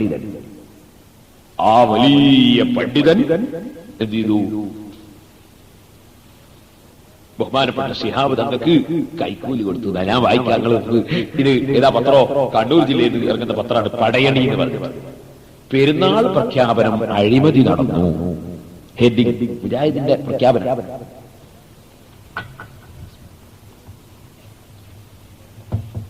കണ്ണൂർ തിങ്കളാഴ്ച പെരുന്നാളായി പ്രഖ്യാപിക്കുന്നതിനു വേണ്ടി കാന്തപുരം അബൂബക്കർ മുസ്ലിയാർ, മുസ്ലിം ലീഗ് നേതാവ് ശിഹാബ് തങ്ങളെയും കോഴിക്കോട് ഖാദി ഇമ്പിച്ചിക്കോയ തങ്ങളെയും വൻ തുക നൽകി സ്വാധീനിച്ചതായി ഇത്തിഹാദ് സുബ്ബാനുൽ മുജാഹിദീൻ ISM ജില്ലാ പ്രസിഡന്റ് ശംസുദ്ദീൻ പാലക്കോടും ജനറൽ സെക്രട്ടറി CC ഷക്കീർ ഫാറൂഖിയും ഒരു സംയുക്ത പ്രസ്താവനയിൽ ആരോപിച്ചു. അപ്പോ വൻ തുക കാന്തപുരത്തോട് ശിഹാബ് തങ്ങൾ വാങ്ങി കോഴിക്കോട്ടെ ബലിയാക്കി. എന്നിട്ടാണ് പെരുന്നാളാക്കിയത്. എന്നിട്ട് അതിന്റെ ശേഷം മുജാഹിദീങ്ങൾ എഴുതുന്ന ഒരു വിവരക്കേട് നോക്ക് നിങ്ങൾ. മുജാഹിദുകളെ ഒറ്റപ്പെടുത്താൻ സുന്നി നേതാവ് കാന്തപുരം നടത്തിയ ഗൂഢാലോചനയുടെ ഫലമായാണ് തിങ്കളാഴ്ച പെരുന്നാൾ. അപ്പൊ കാന്തപുരം ആരാ? മൂപ്പരി ഇവിടെ ഭൂമിയിൽ നിന്ന് ഗൂഢാലോചന നടത്തിയാൽ ആകാശത്തിൽ ചന്ദ്രൻ ഉദിക്കും. അപ്പൊ ആരാ കാന്തപുരം തങ്ങൾ മനസ്സിലാക്കുന്നത്? ഇനിയെങ്കിലും മൂപ്പര് എതിർത്ത് നിങ്ങൾക്ക് നിർത്തിയച്ചൂടെ മുജാഹിദീങ്ങളെ? കാരണം ഇവിടുന്ന് ആലോചിക്കുമ്പോൾ ആടെ ചന്ദ്രൻ ഉദിക്കും, അത്ര വലിയ കറാമത്തുള്ള ആളാന്നല്ലേ നിങ്ങൾ പറയുന്നത്. എന്നിട്ട് പിന്നെ പറയാം, മുമ്പ് ഇത്തരം സന്ദർഭങ്ങളിൽ മുജാഹിദുകളുമായി സഹകരിച്ച ശിഹാബുകളും കോഴിക്കോട്ടെ 2 ഖാദിമാരും ഇപ്രാവശ്യം കാന്തപുരത്തിനനുകൂലമായ സമീപനം സ്വീകരിക്കുകയായിരുന്നു. ഇതേക്കുറിച്ച് അന്വേഷണം നടത്താൻ സമുദായ സംഘടനകൾ രംഗത്ത് വരണമെന്നും അവർ പ്രസ്താവനയിൽ ആവശ്യപ്പെട്ടു. ഓഹോ, അണ്ട് പൊതു മധ്യസ്ഥം പറയാൻ മുജാഹിദീങ്ങൾ അന്വേഷണം നടത്താൻ പോവാ എന്ന് ശിഹാബ് നമ്മൾ കൈക്കൂലി വാങ്ങിയിട്ടുണ്ടോ? പേടിച്ചോളി നിങ്ങൾ എല്ലാവരും. കാരണം മുജാഹിദീങ്ങൾ അന്വേഷിക്കാൻ പോവാണ്. ഇപ്പോ ശിഹാബ് നമ്മൾ കൈക്കൂലി വാങ്ങിയിട്ടുണ്ടോ അന്വേഷിക്കാൻ പോവാ. ആനയും തമ്മിൽ തർക്കണ്ടായിട്ട് പൊതു മധ്യസ്ഥം പറയാൻ അറിയില്ല. പൊതു മധ്യസ്ഥം പറയാൻ പോയപ്പോ എന്ത് ചെയ്തു? ആന ഒറ്റ വലിക്കൽ. പിന്നെ കൊതുക് കാണാൻ. അതുപോലെ കാന്തപുരത്തിന് ശിഹാബ് കാന്തപുരം കൈക്കൂലി കൊടുത്ത് ശിഹാബ് നമ്മൾ വാങ്ങി അന്വേഷിക്കാൻ പോവാണ് മുജാഹിദ്. ഇത്ര അതപ്പതിച്ചു പോകാൻ പാടുണ്ടോ ഒരു വിഭാഗം? ദീനും ഫസാദാക്കി, മനുഷ്യത്വവും ഫസാദാക്കി, ഒരു മാന്യത വേണ്ടി എന്ന് സംസാരിക്കുന്നതിന്. അപ്പൊ സഹോദരന്മാരെ, ഈ കക്ഷികൾ എന്റെ സാധാരണക്കാരായ ജനങ്ങളോട് ഞാൻ ഓർമ്മപ്പെടുത്തുന്നു, എന്റെ ഉമ്മമാരോട് ഞാൻ പ്രത്യേകം പറയുന്നു, നിങ്ങളെ വിളിക്കും, പള്ളിയിലേക്ക് തന്നെ വിളിക്കും, പള്ളിയിലേക്ക് വേണ്ടി വിളിക്കും. ഉമ്മമാരെ, നിങ്ങൾക്ക് സ്വർഗത്ത് കിടക്കണോ? സ്വർഗത്തിൽ കിടക്കണോ? എന്നാൽ നിങ്ങൾ അള്ളാഹുവിന്റെ പള്ളിയിൽ, പുരുഷന്മാര് പങ്കെടുക്കുന്ന പള്ളികളിൽ എന്റെ ഉമ്മമാരെ നിങ്ങൾ പോയി നിങ്ങളുടെ ദീൻ നശിപ്പിക്കരുത്. ഞാൻ വിനയത്തോടെ എന്റെ ഉമ്മമാരോട് പറയുന്നു, കുറ്റ്യാടിയിൽ ഞാൻ മദ്രസ തുടങ്ങുന്ന സമയത്ത് അള്ളാഹുവിന്റെ മഹത്തായ തൗഫീഖ് കൊണ്ട് കുറ്റ്യാടിയിൽ ജുമുഅ തുടങ്ങുന്നതിന് മുമ്പ് ഞാനൊരു പ്രസംഗം നടത്തി. ആ പ്രസംഗത്തിൽ ഞാനൊരു കാര്യം പറഞ്ഞു. ജുമുഅ ഞങ്ങൾ തുടങ്ങുന്നുണ്ട് പുരുഷന്മാർക്കാണ്, സ്ത്രീകൾക്കല്ല. കാരണം സഹാബത്ത് വന്നിട്ട് കേരളത്തിൽ 10 പള്ളി നിർമ്മിച്ചിട്ടുണ്ട്. പായക്കപ്പലിൽ കയറി വന്ന സഹാബത്ത്, ആ സഹാബത്ത് നിർമ്മിച്ച ഒരൊറ്റ പള്ളിയിലും ഇന്ന് വരെ ജുമുഅക്ക് സ്ത്രീകൾ പോയിട്ടില്ല. കാരണം റസൂലുള്ള പഠിപ്പിച്ച മതത്തിൽ സ്ത്രീകൾ ജുമുഅക്ക് പങ്കെടുക്കണം എന്ന് പറഞ്ഞിട്ടില്ല. എന്നാൽ സഹോദരന്മാരെ, നിങ്ങൾ ചിന്തിക്കുക, നിങ്ങൾ ആലോചിക്കുക. ഇവിടെ മുജാഹിദിന്റെ മദ്രസാ പുസ്തകത്തിൽ പറയുന്നു, നബിയുടെ ഭാര്യമാര് ജുമുഅയിൽ പങ്കെടുത്തിരുന്നു, നബിയുടെ ഭാര്യമാര് ജുമുഅക്ക് വന്നിരുന്നു എന്ന് 3ാം ക്ലാസ്സിലെ പുസ്തകത്തിന്റെ 39ാമത്തെ പേജിൽ പച്ചക്കള്ളം. അത് പറഞ്ഞപ്പോ വിഷമിച്ചു പോല്ല. കളവിനെ പറ്റി എനിക്ക് നേരിട്ട് അറിയാൻ പറ്റുമോ? പച്ചക്കള്ളം നമ്മുടെ ചെറിയ മക്കൾക്ക് പഠിപ്പിക്കുകയാണ്. എന്താണ് എഴുതുന്നത് നോക്കൂ നിങ്ങൾ. സലാത്തുൽ ജുമാ, രോഗം മുതലായ ഉദറുള്ളവർ ജുമാക്ക് പോകേണ്ടതില്ല, അല്ലാത്തവരൊക്കെ ജുമാക്ക് സംബന്ധിക്കണം. നബിയുടെയും സഹാബത്തിന്റെയും സലഫു സാലിഹുകളുടെയും കാലത്തുള്ള സ്ത്രീകൾ ജുമാക്കും ജമാഅത്തായുള്ള മറ്റ് നമസ്കാരങ്ങൾക്കും പള്ളിയിൽ പോകാറുണ്ടായിരുന്നു. നബിയുടെ ഭാര്യമാരും അക്കൂട്ടത്തിൽ ഉൾപ്പെടും. അപ്പൊ പള്ളിയിൽ ജുമാക്കും ജമാഅത്തിലും റസൂലുള്ളാഹിന്റെ ഭാര്യമാര് പോയിരുന്നു എന്നാണ് മദ്രസയിലെ 3-ാം ക്ലാസ്സിൽ മുജാഹിദ് പഠിപ്പിക്കുന്നത്. മുജാഹിദിന്റെ പ്രവർത്തകന്മാരോടും ചോദിക്കുന്നു, ഈ ചെറിയ കുട്ടികളെ പച്ചക്കള്ളം മദ്രസയിൽ വെച്ച് പഠിപ്പിക്കാൻ പാടുമ്പോ അല്ലാഹുവിന്റെ റസൂലിന്റെ ഭാര്യമാരെ കൂട്ടത്തിൽ ഒരൊറ്റ ഭാര്യ, ജീവിതത്തിൽ ഒരൊറ്റ ജുമാക്ക് റസൂൽ സല്ലല്ലാഹു അലൈഹി വസല്ലം തങ്ങൾ പങ്കെടുത്ത ജുമാ, സഹാബത്ത് പങ്കെടുത്ത ജുമാ, അഥവാ പുരുഷന്മാര് പങ്കെടുത്ത ജുമാ, ആ പുരുഷന്മാര് പങ്കെടുത്ത ജുമയിൽ റസൂലുള്ളാഹിന്റെ ഭാര്യമാരെ കൂട്ടത്തിൽ ഒരൊറ്റ ഭാര്യ, ഒരു ജുമാക്ക് പോയ ഒരൊറ്റ ഹദീസ് കൊണ്ടുവന്നാൽ നിങ്ങളെ മദ്രസാ പുസ്തകം അംഗീകരിച്ചേക്കാം. ഞാൻ ചോദിക്കട്ടെ, കൊണ്ടുവരാൻ കഴിയുമോ? കഴിയില്ല എന്ന് ഞാനല്ല പറയുന്നത്. മുജാഹിദ് സെന്ററിൽ പ്രസിദ്ധീകരിക്കുന്ന ഇസ്ലാഹി പ്രസ്ഥാന ചരിത്രത്തിന്റെ ആമുഖം എന്ന ഈ പുസ്തകത്തിൽ മുജാഹിദിന് തുടക്കം കുറിച്ച നേതാവായി അവര് പരിചയപ്പെടുത്തുന്നു ശൈഖുൽ ഇസ്ലാം ഇബ്നു തൈമിയ്യ. ആ ഇബ്നു തൈമിയ്യ അവര് തന്നെ എഴുതുന്നത് നോക്ക്. ഇതിന് തുടക്കം കുറിച്ചത് ഹിജ്റ 661 ഭൂജാതനായ പ്രശസ്ത പണ്ഡിതനും ചിന്താമണ്ഡലത്തിൽ ഭയങ്കര കോളലക്കം സൃഷ്ടിച്ച വിപ്ലവ നായകനുമായ ഇബ്നു തൈമിയ്യ. ആ ഇബ്നു തൈമിയ്യയെ സംബന്ധിച്ച് അവര് തന്നെ പറയുന്നത്, പ്രഗത്ഭനായ ചിന്തകൻ, നിപുണനായ ഗ്രന്ഥകാരൻ, ഉജ്ജ്വലനായ വാഗ്മി, അഗാധതയിലെ കാണ്ടിറങ്ങിയ ഗവേഷകൻ, പൂർവീകരുടെ വിജ്ഞാനങ്ങൾ മുഴുവൻ സമാഹരിച്ച സർവ്വവിജ്ഞാന കോശം. ഈ സർവ്വവിജ്ഞാന കോശമായ ഇബ്നു തൈമിയ്യ, ആ ഇബ്നു തൈമിയ്യ സഹോദരന്മാരെ അദ്ദേഹത്തിന്റെ ഫതാവയിൽ പറയുന്നു, വഖദ് അഖ്ബറൽ മുഅ്മിനാത്തി, റസൂലുള്ള ഈമാനുള്ള സ്ത്രീകളോട് പറഞ്ഞിട്ടുണ്ട്, അന്ന സലാത്തഹുന്ന ഫിൽ ബുയൂതിഹിന്ന അഫ്ളൽ, സ്ത്രീകൾക്ക് അവരെ വീട്ടിൽ വെച്ച് നിസ്കരിക്കുന്നതാണ് ശ്രേഷ്ഠതയുള്ളത്. അതുകൊണ്ട് തന്നെ വലം തകുൻ അസ്വാജുൻ നബി സല്ലല്ലാഹു അലൈഹി വസല്ലമ, റസൂലുള്ളാഹിന്റെ ഭാര്യമാര് യഹ്ളുർന ലിസലാത്തിൽ ജുമുഅത്തി, ജുമുഅ നിസ്കാരത്തിന് റസൂലുള്ളാഹിന്റെ ഭാര്യമാര് പങ്കെടുത്തിട്ടില്ല എന്ന് ഞാനല്ല, സർവവിജ്ഞാന കോശമെന്ന് മുജാഹിദ് സെന്ററിൽ പ്രസിദ്ധീകരിക്കുന്ന പുസ്തകത്തിൽ പരിചയപ്പെടുത്തിയ ഇബ്നു തൈമിയ്യ അദ്ദേഹത്തിന്റെ ഫതാവയിൽ എഴുതി വെക്കുന്നു. ഉണ്ടോ ഇല്ലേ? നിങ്ങൾ മുജാഹിദ് സെന്ററിലേക്ക് എഴുതി ചോദിക്കൂ. സാധാരണക്കാരെ, മുജാഹിദിന്റെ നേതാവായി നമ്മൾ പരിചയപ്പെടുത്തിയ ഇബ്നു തൈമിയ്യ ഇങ്ങനെ എഴുതി വെച്ചിട്ടില്ലേ? അദ്ദേഹം പറയുന്നു, റസൂലുള്ള പറഞ്ഞിട്ടുണ്ട്, വബുയൂതുഹുന്ന ഖൈറുൽ ലഹുന്ന, സ്ത്രീകൾക്ക് നിസ്കരിക്കാൻ അവരെ വീടാണ് ഖൈറ്, അവരെ ഭവനമാണ് ഖൈറ്, അവരെ വീടാണ് ഖൈറ് എന്ന് റസൂലുള്ള പറഞ്ഞിട്ടുണ്ട് എന്ന് പറഞ്ഞിട്ട് ഇബ്നു തൈമിയ്യ പറയുന്നു, ഹാദൽ ഹദീസ് മുത്തഫഖുൻ അലൈഹി, ഈ ഹദീസ് പണ്ഡിതന്മാർക്ക് തർക്കമില്ലാത്ത വിധം സ്വഹീഹായ ഹദീസാണ്. സ്ത്രീകൾക്ക് നിസ്കരിക്കാൻ ഖൈറ് വീടാണ്. ഈ ഖൈറാണ് ഉമ്മമാരെ സഹാബത്ത് വന്നപ്പോ നിങ്ങൾക്ക് പഠിപ്പിച്ചതാ, മുസ്ലിം സമുദായത്തിന് പഠിപ്പിച്ചതാ, പായക്കപ്പലിൽ കയറി വന്ന സഹാബത്ത് പഠിപ്പിച്ചത് ഈ ഖൈറാണ്. ആ ഖൈറിൽ നിന്ന് നിങ്ങളെ പള്ളിയിലേക്ക് വിളിച്ചു കൊണ്ടുപോകുന്നവർ, ഞാൻ ചോദിക്കട്ടെ, റസൂലുള്ളാഹിനെ തള്ളിയവരല്ലേ? എന്റെ ഈ പ്രദേശത്തുള്ള ഉമ്മമാരെ, ഞാൻ നിങ്ങളോട് സുബ്ഹി ഖളാകാതെ നിസ്കരിക്കണമെന്ന് പറഞ്ഞില്ലേ?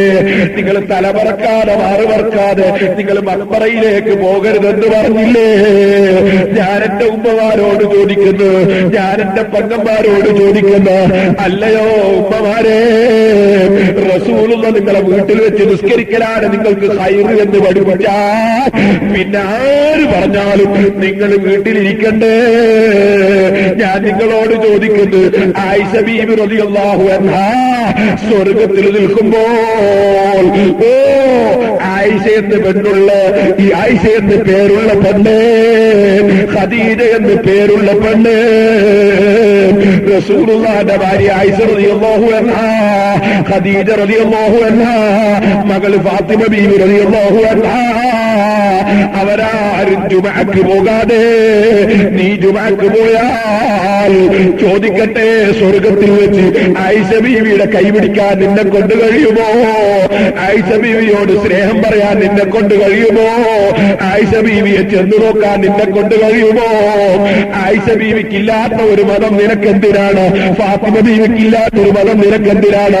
ഇനി വല്ല മുജാഹിദിനും അതിൽ സംശയമുണ്ടെങ്കിൽ ഞാൻ കുറ്റ്യാടിയിൽ വെച്ച് ചോദിച്ച ചോദ്യം, 10 കൊല്ലം മുമ്പ് ജുമഅ തുടങ്ങുന്ന സമയത്ത് ചോദിച്ച ചോദ്യം ഞാൻ ഇവിടെയും പറയട്ടെ.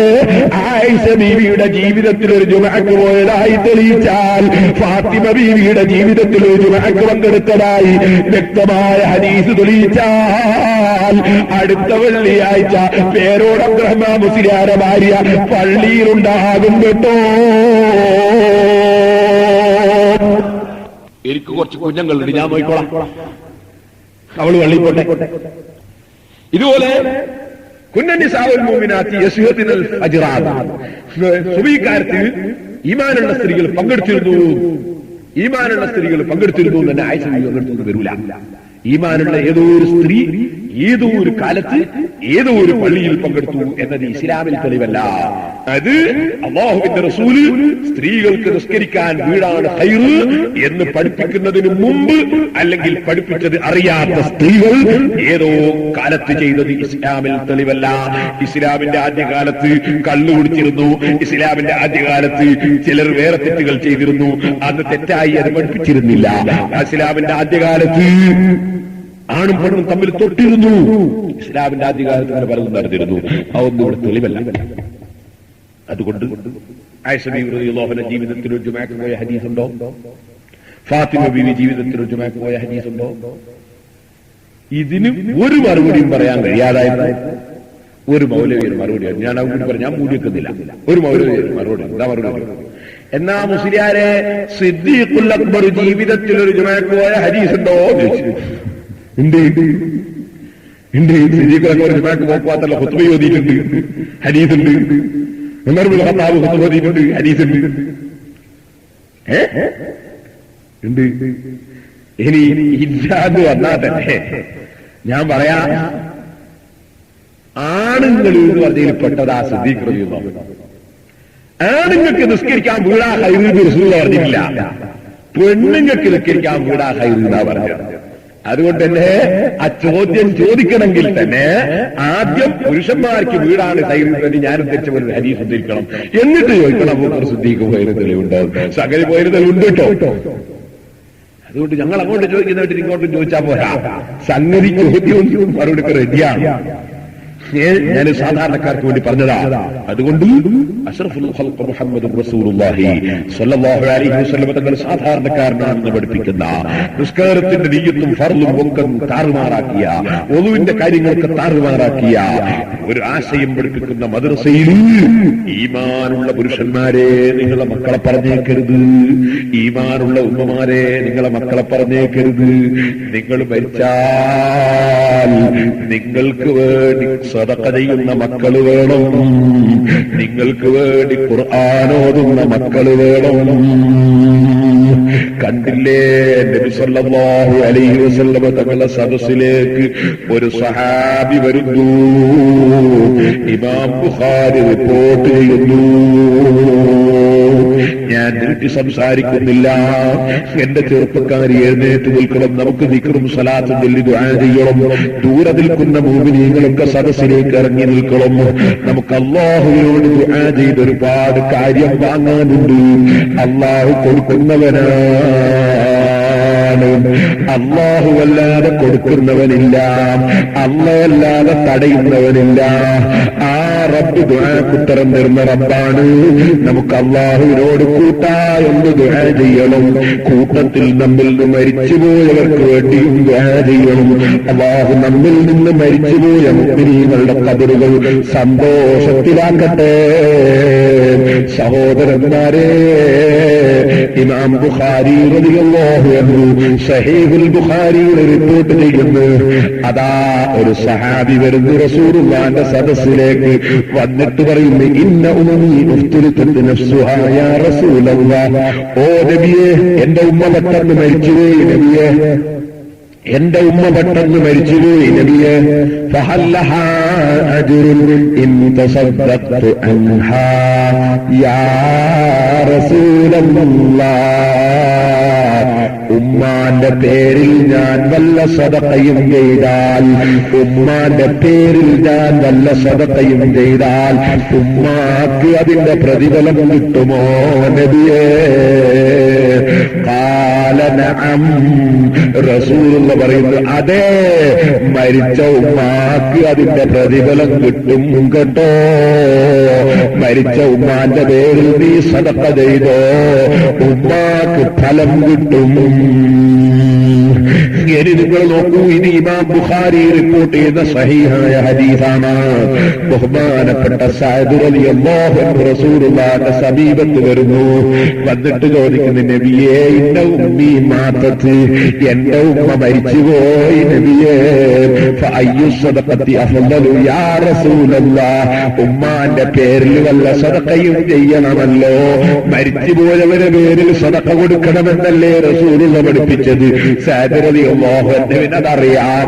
അതുകൊണ്ട് ചോദിക്കുന്നു, നബിയെ, അയ്യു സദഖത്തി അഫ്ളലു യാ റസൂലല്ലാഹ്. ഉമ്മാന്റെ പേരിൽ ഞാൻ ഏത് സദഖ കൊടുക്കുന്നതാണ് നല്ലത് നബിയെ? ഖാല അൽമാ. വെള്ളമാണ് സഅദേ നല്ലത്, വെള്ളം കിട്ടാനില്ല, വെള്ളമാണ് നല്ലത്. ഫഹഫറ ബിഹ്റൻ. സഅദ് റളിയല്ലാഹു അൻഹു പോയി കിണർ കുഴിച്ചു. കിണർ കുഴിച്ചു കഴിഞ്ഞപ്പോ പറയുന്നു, ഹാദാ ലി ഉമ്മി സഅദ്. ഈ കിണർ സഅദിന്റെ ഉമ്മാക്കാണ്. മരിച്ചുപോയ ഉമ്മ കിണറ്റിൽ വന്ന് വെള്ളം കോരി കുടിക്കൂല. പിന്നെയോ നമ്മളെ സ്ത്രീകൾ പറയല ഡിക്കോയി ബദിരീകൾക്കാണ്, ഈ കുട്ടം മുഹീദ്ദീൻ ശൈഖിനാണ് എന്ന് പറഞ്ഞാൽ അത് സഹാബത്ത് പഠിച്ച ഭാഷയാണ്.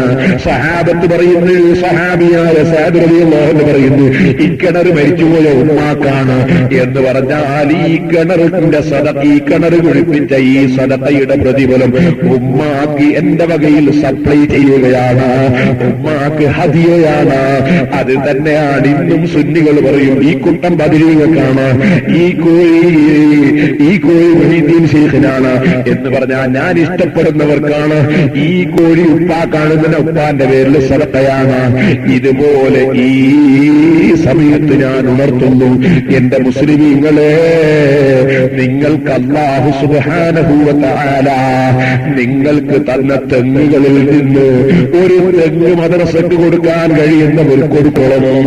നിങ്ങളിൽ ജോലിയുള്ള ഉദ്യോഗസ്ഥന്മാർ നിങ്ങൾക്ക് മാസത്തിൽ കിട്ടുന്ന ശമ്പളങ്ങളിൽ നിന്ന് ഒരു ചെറിയ സംഖ്യ നമ്മുടെ മദ്രസയിലെ കുട്ടികൾക്ക് ഇൽമു പഠിപ്പിക്കുന്നവർക്ക് ശമ്പളത്തിന് കൊടുക്കണം.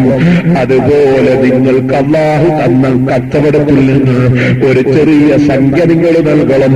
നിങ്ങളിൽ മരിച്ചുപോയവരുടെ പേരിലായാൽ അവർക്കതിന്റെ പ്രതിഫലം നിലനിന്ന് കിട്ടിപ്പോയി, നിങ്ങൾക്കും പ്രതിഫലം കിട്ടിപ്പോയി. ഞാൻ പറയട്ടെ, നമ്മുടെ മക്കൾ നമുക്ക് യാസീൻ ഓതുന്ന മക്കളാകണം, ഖുർആൻ ഓതുന്ന മക്കളാകണം. സഹാബത്ത് മരിച്ചവരുടെ പേരിൽ ഖുർആൻ ഓതിയിട്ടുണ്ട്. ഞാൻ പറഞ്ഞിട്ട് സത്യമാണെന്ന് അംഗീകരിക്കാൻ കഴിയാത്തവരോട് പറയട്ടെ, ഇബ്നു തൈമിയ്യയുടെ ഇഖ്തിലാഉ സിറാത്തുൽ മുസ്തഖീം നോക്കൂ. അദ്ദേഹം പറയുന്നു, 4 മദ്ഹബിലുള്ള പണ്ഡിതന്മാരും മരിച്ച മയ്യത്തിന് ഖുർആൻ ഓതിയാൽ ഗുണം കിട്ടുമെന്ന് പറഞ്ഞിട്ടുണ്ട്. എന്നിട്ട് അദ്ദേഹം പറയുന്നു, ഹാദാ ഹുവ സവാബ്. അതാണ് സത്യം, അതാണ് സത്യം. ലിഅദില്ലത്തിൻ കസീറ. ധാരാളം തെളിവുകൾ ഖുർആനിലും ഹദീസിലും മരിച്ചവരുടെ പേരിൽ ഖുർആൻ ഓതിയാൽ അതിന്റെ ഗുണം അവർക്ക് കിട്ടുമെന്നതിന് ഖുർആനിലും ഹദീസിലും ധാരാളം തെളിവുണ്ടെന്ന് ഞാനല്ല പറയുന്നത്. ഇബ്നു തൈമിയ്യ ഇഖ്തിലാഉ സിറാത്തുൽ മുസ്തഖീം എന്ന ഗ്രന്ഥത്തിൽ പറയുന്നു, മുജാഹിദ് ഏറ്റവും വലിയ സർവ്വവിജ്ഞാന കോശം എന്ന് പറഞ്ഞ ഇബ്നു തൈമിയ്യ പറയുന്നു, എന്റെ സാധാരണക്കാരെ, നിങ്ങൾ കിതാബോധി പഠിക്കാത്ത സാധാരണക്കാർ, നിങ്ങൾ മുജാഹിദിന്റെ വഞ്ചനയിൽ കുടുങ്ങിപ്പോകല്ല. ഞാൻ മിനിഞ്ഞാന്ന് അതാ ഇവിടെ പോയി, നിങ്ങളോട് പറഞ്ഞില്ലേ, ഈ രാജ്യവെട്ടയിൽ പോയി, അവിടുന്ന് ചന്ദ്രികാപത്രം കിട്ടി. ചന്ദ്രികാപത്രത്തിൽ ഒരു മുജാഹിദിന്റെ ലേഖനം വായിച്ചു. അതിൽ പറയുന്നത് മുഗനിയിലുണ്ട്, മാസം കണ്ടാലും എടുത്തുകൂടാ, പിന്നെന്ത് വേണം, മാസം കണ്ടാലും എടുത്തുകൂടാ, പിന്നെന്തോ സാക്ഷി തള്ളണം, കണക്ക് നോക്കണം എന്ന് മുഗനിയിലുണ്ട് എന്ന് മുജാഹിദിന്റെ ലേഖനം വായിച്ചു. ഇന്നാലില്ലാഹി വ ഇന്നാ ഇലൈഹി റാജിഊൻ. മുഗനിയിലെ ഇബാറത്ത് കട്ടതാണ്, മുഗനിയിലെ ഇബാറത്ത് കട്ടതാണ്. അതിന്റെ നേരെ തൊട്ടടുത്തുണ്ട് എന്താ ഉള്ളത്, വൽ മുഅ്തമദു ഖബൂലുഹാ, സാക്ഷിയെ സ്വീകരിക്കണം, കണക്ക് തള്ളണം എന്നതാണ് പ്രബലമായ അഥവാ സ്വീകാര്യയോഗ്യമായ അഭിപ്രായം. കണക്ക് തള്ളണം എന്നതാണ്, കണക്ക് സ്വീകരിക്കണമെന്ന അഭിപ്രായം ശരിയല്ല. ഇത് എന്തുകൊണ്ട്? ലാ ഇബ്റത ബിഖൗലിൽ ഹുസ്സാബി, കണക്കുകാരുടെ വാക്കിന് ഇസ്ലാമിക ശരീഅത്തിൽ ഒരു വിലയുമില്ല എന്ന് വ്യക്തമായി മുഗനിയുടെ തൊട്ട ഭാഗത്ത് തൊട്ട വരിയിൽ ഉണ്ട്. അത് കട്ടുവെച്ചിട്ട് മുജാഹിദ് ചന്ദ്രികയിൽ ലേഖനം എഴുതുന്നു. എന്തൊരു മുസീബത്താണിത് സഹോദരന്മാരെ! അല്ലാഹുവിന്റെ ദീന് മാറ്റിമറിക്കാൻ വേണ്ടി, മുസ്ലിമീങ്ങളെ പെരുന്നാളുകളിൽ ഭിന്നതയുണ്ടാക്കാൻ വേണ്ടി, മുസ്ലിമീങ്ങളെ നിസ്കാരം നശിപ്പിക്കാൻ വേണ്ടി എന്തിനധികം പറയണം, എന്റെ കയ്യിലുണ്ട് ശബാബ് വാരിക. ഇൻഷാ അല്ലാഹ് ഞാനത് അല്ലാഹു തൗഫീഖ് ചെയ്തെങ്കിൽ നമുക്ക് മാസപ്പറയിൽ വെച്ച് വായിക്കാം. അതിൽ നിങ്ങൾക്ക് കാണാം, റമദാനിലെ നോമ്പ് സുബിഹി വാങ്ങിക്കൊടുത്താലും ചായ കുടിക്കണം, സുബിഹി വാങ്ങിക്കൊടുത്താലും ആവശ്യമുള്ള ഭക്ഷണം കഴിക്കാം എന്ന് ശബാബ് ഈ കഴിഞ്ഞ 1998 ജനുവരിയിലെ ശബാബ്, ഈ ജനുവരിയല്ല മുമ്പത്തെ, എന്റെ കയ്യിലുണ്ട്, പെട്ടിയിലുണ്ട്. ഞാൻ അവിടെ എടുത്ത് വായിക്കാം. ഇപ്പൊ നിങ്ങൾ നിർത്തി ബുദ്ധിമുട്ടിക്കുന്നില്ല. അപ്പൊ അതുകൊണ്ട് നോമ്പ് ബാത്തിലാകണം, നിസ്കാരം ബാത്തിലാകണം, എല്ലാം ബാത്തിലാകണം എന്ന നിലക്ക് മുസ്ലിമീങ്ങളെ വഞ്ചിച്ചുകൊണ്ടിരിക്കുകയാണ് മുജാഹിദ്.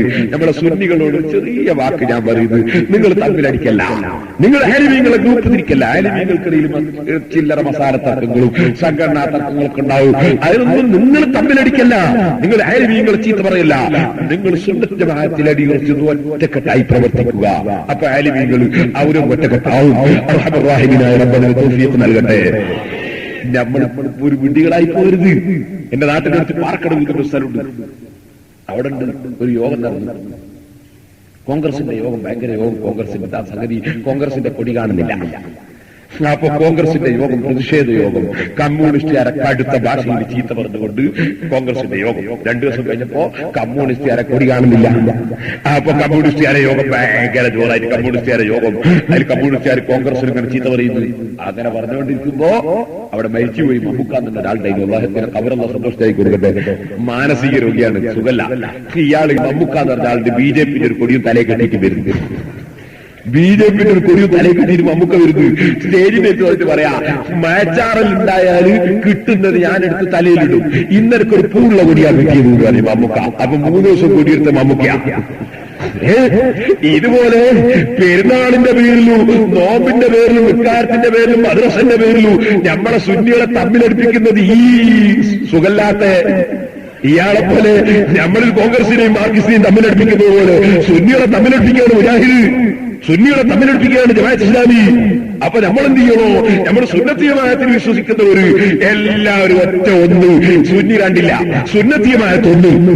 എല്ലാവരും ഷാഫി മദ്ഹബും ഹനഫി മദ്ഹബും ഹംബലി മദ്ഹബും മാലിക്കി മദ്ഹബും, അതുപോലെ തന്നെ കന്യത്ത് സ്ഥാനം ഒപ്പിട്ട് കൊടുത്തോളും, കദവര സ്ഥാനം ഒപ്പിട്ട് കൊടുത്തോളും, എല്ലാ സുന്നികളും സുന്നത്തി ജമാഅത്തിൽ ഒന്ന്. ആ നിലക്ക് സുന്നത്തി ജമാഅത്തിന് വേണ്ടി നിങ്ങൾ ഒറ്റക്കെട്ടായി പ്രവർത്തിക്കണം, ഒറ്റക്കെട്ടായി നിങ്ങൾ നീങ്ങണം. നമുക്ക് ഗ്രൂപ്പും വഴക്കും പറഞ്ഞ് ആഹ്ലം നഷ്ടപ്പെടുത്തരുത് സഹോദരന്മാരെ.